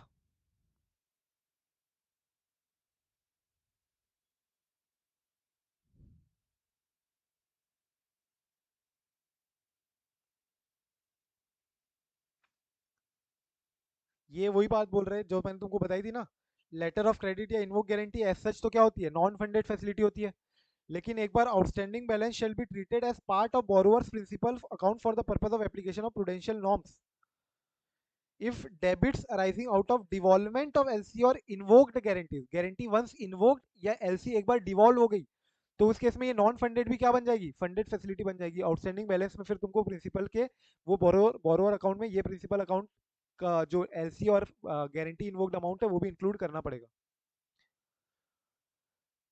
अभी आ जाओ नेक्स्ट, अब government guaranteed advance, very very important, बहुत बार आया यहाँ से क्वेश्चन। सिंपल से दो तीन चीज बात बता रहा हूँ, ध्यान में रखना हमेशा दिमाग में, क्या कि अगर गवर्नमेंट तुम्हारे एडवांस को गारंटी कर रही है, गवर्नमेंट गारंटीड एडवांस है मतलब मान के चलो मैं आज चल के एलएनटी को पैसा दे रहा हूँ, एलएनटी ठहरी गवर्नमेंट से बहुत अच्छा रिलेशन है, एलएनटी को मैं बहुत ज़्यादा पैसा दे रहा हूँ इंफ्रास्ट्रक्चर के लिए, नेफिट से मैंने पैसा लिया इंफ्रास्ट्रक्चर डेवलपमेंट के लिए, नेफिट से पैसा लिया और वो पैसा मैं एलएनटी को दे रहा हूँ, ठीक है। अब एलएनटी ने गवर्नमेंट गारंटी करवा के रखी हुई है, दैट इज एलएनटी अगर पैसा मारती है जो कि बहुत हाईली अनलाइकली है, still if it happens at all then government ने गारंटी दे के रखी है। कौन सी गवर्नमेंट?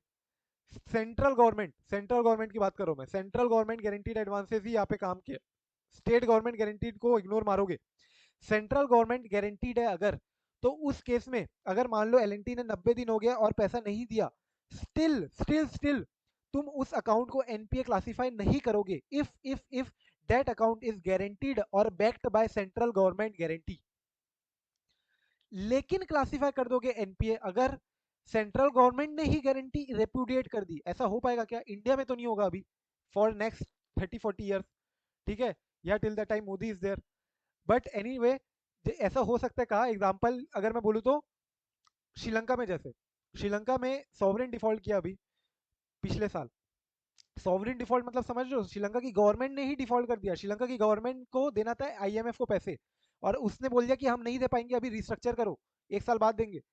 गवर्नमेंट ने डिफॉल्ट किया, मतलब कुल मिला के समझ लो गवर्नमेंट अपना डेट नहीं पटा पा रही है, इंटरेस्ट नहीं पटा पा रही है, तो उस केस में उस सेंट्रल गवर्नमेंट की गारंटी का भी कोई मतलब नहीं है, और अगर है तो सेंट्रल गवर्नमेंट अगर रेप्यूटेट करती गारंटी तो उस केस में तुम उसको एनपीए करोगे।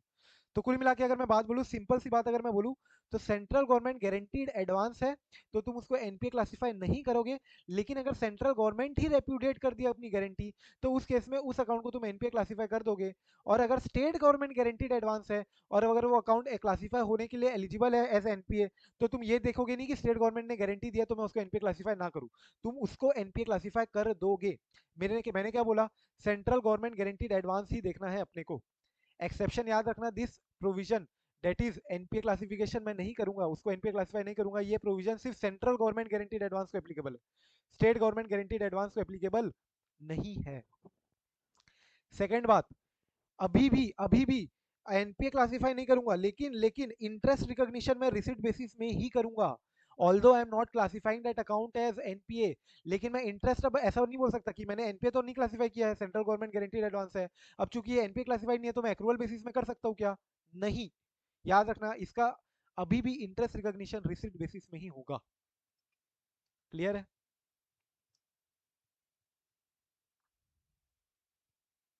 यस और नो? Yes sir.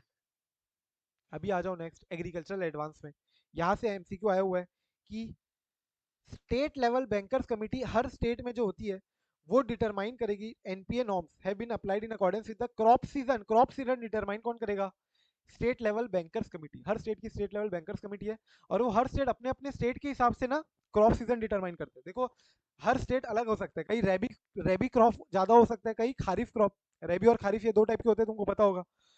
तो क्रॉप सीजन डिटरमाइन करा जाएगा by state level bankers committee in every state and depending upon the duration of the crops NPA norms would be made applicable. तो जो लॉन्ग लॉन्ग क्रॉप सीजन होते हैं ना, long crop season, तो long crop season में NPA जब classify अपन कब करते हैं? If overdue for one season. और जो शॉर्ट क्रॉप सीजन होते हैं, शॉर्ट क्रॉप सीजन के केस में अपन एनपीए क्लासिफाई करते हैं if overdue for two crop season. Crop season मतलब जब तुमने सोया वहां से लेकर हार्वेस्टिंग तक, इसको अपन क्रॉप सीजन बोलते हैं। इससे रिलेटेड डिटेल आरबीआई सर्कुलर है, उतना अपने को जाने की जरूरत नहीं है। ये भी मैंने तुमको ऐसी जानबूझ के ऐसे ही बता दिया है, ये उतना ज्यादा रेलेवेंट नहीं है। बस तुमको क्या याद रखना है, स्टेट लेवल बैंकर्स कमेटी हर स्टेट में क्रॉप सीजन डिटरमाइन करेगी, और क्रॉप सीजन के बेसिस में तुम्हारा एग्रीकल्चरल एडवांस है, एग्रीकल्चरल एडवांस, तो एनपीए नॉर्म्स तुम्हारा कैसे डिटरमाइन होगा, उस केसेस में क्रॉप सीजन के बेसिस में, कि क्रॉप सीजन तक तुमने डिटर पेमेंट नहीं किया क्या। यहाँ पे 90 दिन का लिमिट नहीं है, 90 days limit not applicable here, crop season wise होगा यहाँ पे। समझ में आ रही बात।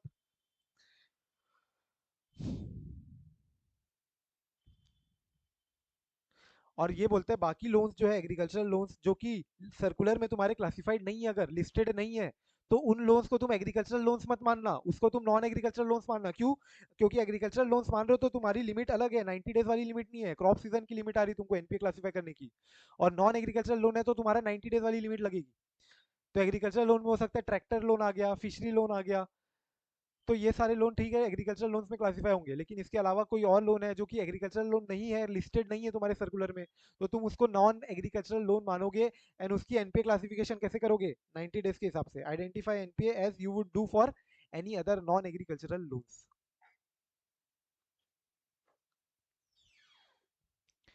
क्या तुमको स्टैंडर्ड एसेट जो कि 90 दिन तक ओवरड्यू नहीं है, लेकिन जो रेगुलरली तुमको पैसा पटा रहे, रेगुलर पैसा पटा रहे, तो भी क्या तुम उसके ऊपर प्रोविजन बनाते थे? याद है एनबीएफसी में कितना प्रोविजन बनाते थे, बताओ। एनबीएफसी में कितना प्रोविजन? 0.25% and 0.40%. 0.40% किसके लिए था? No, non-fund based, systemical important and fund based. Deposit taking या फिर non deposit taking but systemically important, तो उसके लिए 0.4%। सिमिलरली यहाँ पे भी तुमको स्टैंडर्ड एसेट के लिए प्रोविजन बनाना ही है, to be checked and certified at the branch level. अपन को चेक करना है bifurcation of standard asset under relevant category. अब रिस्ट्रक्चर्ड एडवांस के लिए जैसे मैंने दिया तुमको कि भैया अगर तुम कल चल के लोन नहीं पटा पा रहे हो, तो तुम बैंक के पास गए, बोले कि मेरा ये एडवांस जो है इसका पेमेंट टर्म्स जो है ये रिस्ट्रक्चर करवा दो, मैं अब से पेमेंट थोड़ा नहीं कर पाऊंगा 6 महीने तक, मैं 6 महीने के बाद से तुमको पेमेंट चालू कर दूंगा, प्लीज मेरा ये रिस्ट्रक्चर कर दो, जो लोन का रीपेमेंट का ईएमआई है, ईएमआई। तो बैंक्स में restructure the accounts classified under standard, sub standard और doubtful categories, but can not restructure account with retrospective effect. ये याद रखना एमसीक्यू में कि तुम रेट्रोस्पेक्टिव इफेक्ट से रिस्ट्रक्चर नहीं कर सकते हो। अगर पुराना पेमेंट तुम्हारा हो गया, ओवर ड्यू हो गया 90 दिन के बाद, तो तुम इसको रिस्ट्रक्चर करके ही यानी एनपीए ही में क्लासिफाई करोगे ही करोगे। ये नहीं बोल सकते कि इसका ओवर ड्यू डेट अलग हो चुकी है। And even banks tell what RBI tells you to classify restructured accounts also into NPA if you deem that as deficient accounts। ठीक है। और दूसरी बात बोलता है on restructuring the accounts will be downgraded from standard to sub standard. यही मैंने तुमको बोला, accounts will be after restructuring it will be downgraded from standard to sub standard. Sub standard कर दिया मतलब क्या हुआ, रिस्ट्रक्चर्ड अकाउंट्स मेरे क्या क्लासिफाई हो गए, एनपीए हो गए। And NPS will remain in the same category. अगर ऑलरेडी सब स्टैंडर्ड है और तुम इसको क्या कर रहे हो, अब रिस्ट्रक्चर कर रहे हो, तो ऐसा नहीं है सब स्टैंडर्ड के बाद डाउटफुल में चले जाएगा। चूंकि तुमने रिस्ट्रक्चर कर दिया, सब स्टैंडर्ड एसेट है, ऑलरेडी एनपीए है, और उसको तुमने रिस्ट्रक्चर कर दिया, तो ऐसा नहीं है सब स्टैंडर्ड से वो डाउटफुल में चले जाएगा। डाउनग्रेड होना यहाँ पे नहीं होगा। लेकिन अगर ऑलरेडी वो स्टैंडर्ड एसेट है और फिर तुम इसको रिस्ट्रक्चर कर रहे हो, तो हाँ ये डाउनग्रेड होगा, ये डाउनग्रेड हो जाएगा सब स्टैंडर्ड में। क्लियर है? अपग्रेडेशन देखो, डाउनग्रेड तुम इजीली कर सकते हो, लेकिन अपग्रेड अगर तुमको करना है, सब स्टैंडर्ड से स्टैंडर्ड करना है, तो तुमको स्ट्रिक्ट रेगुलेशन और स्ट्रिक्ट गाइडलाइंस जो है आरबीआई की वो फॉलो करनी पड़ेगी। Strictly the upgradation will be terms in RBI guidelines, possibility of recoveries being made in the account after cut off date and account being upgraded as on balance sheet date, और possibility of incorrect upgradation of account on the basis of partial recoveries made. ये सब तुमको check करना है as an auditor कि भैया कोई partial recovery करके इरेगुलर कर दिया क्या अकाउंट को, मतलब सारा अमाउंट नहीं हुआ, पार्शियल कलेक्शन के बेसिस में अकाउंट को रेगुलराइज कर दिया क्या, या वो ऊपर में अपन ने देखा था ना जेन्युइन सोर्सेज से नहीं है अगर कलेक्शन, तो रेगुलराइज जो किया है वो रेगुलराइज कैसे किया है, ये तुमको स्ट्रिक्ट आरबीआई गाइडलाइंस को प्रॉपर मॉनिटरिंग चेक करनी है as an auditor. Upgradation very very important to be checked by the auditor, क्योंकि अपग्रेडेशन जनरली बैंक्स मैनिपुलेट कर सकती है, डाउनग्रेडेशन बैंक्स मैनिपुलेट नहीं करेगी। लेकिन एज एन ऑडिटर बैंकों को चेक, एज एन ऑडिटर मेरे को चेक करने की, अगर कोई अकाउंट मैंने रिस्ट्रक्चर किया है और वो अकाउंट स्टैंडर्ड एसेट है, तो उसको मैं क्या कर दूंगा, सब स्टैंडर्ड कर दूंगा। छोटी छोटी बातें हैं लेकिन हो सकता है एमसीक्यू में आ जाए, और बट सारे लॉजिकल बातें हैं अभी तक जितना मैं बता रहा हूँ। कहीं किसी को कुछ दिक्कत आ रही है तो तुरंत पूछ सकता है। अब आ जाओ last, cell purchase of NPS. Cell purchase of NPS,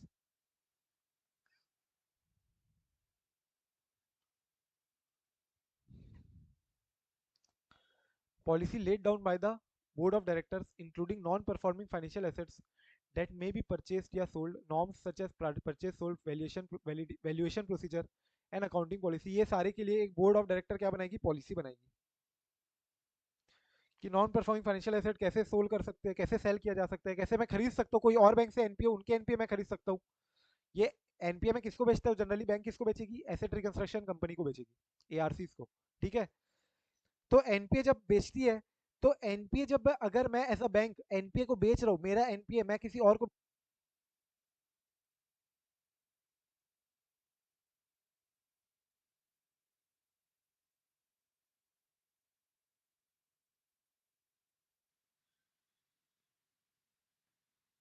sir voice नहीं आ रहा है।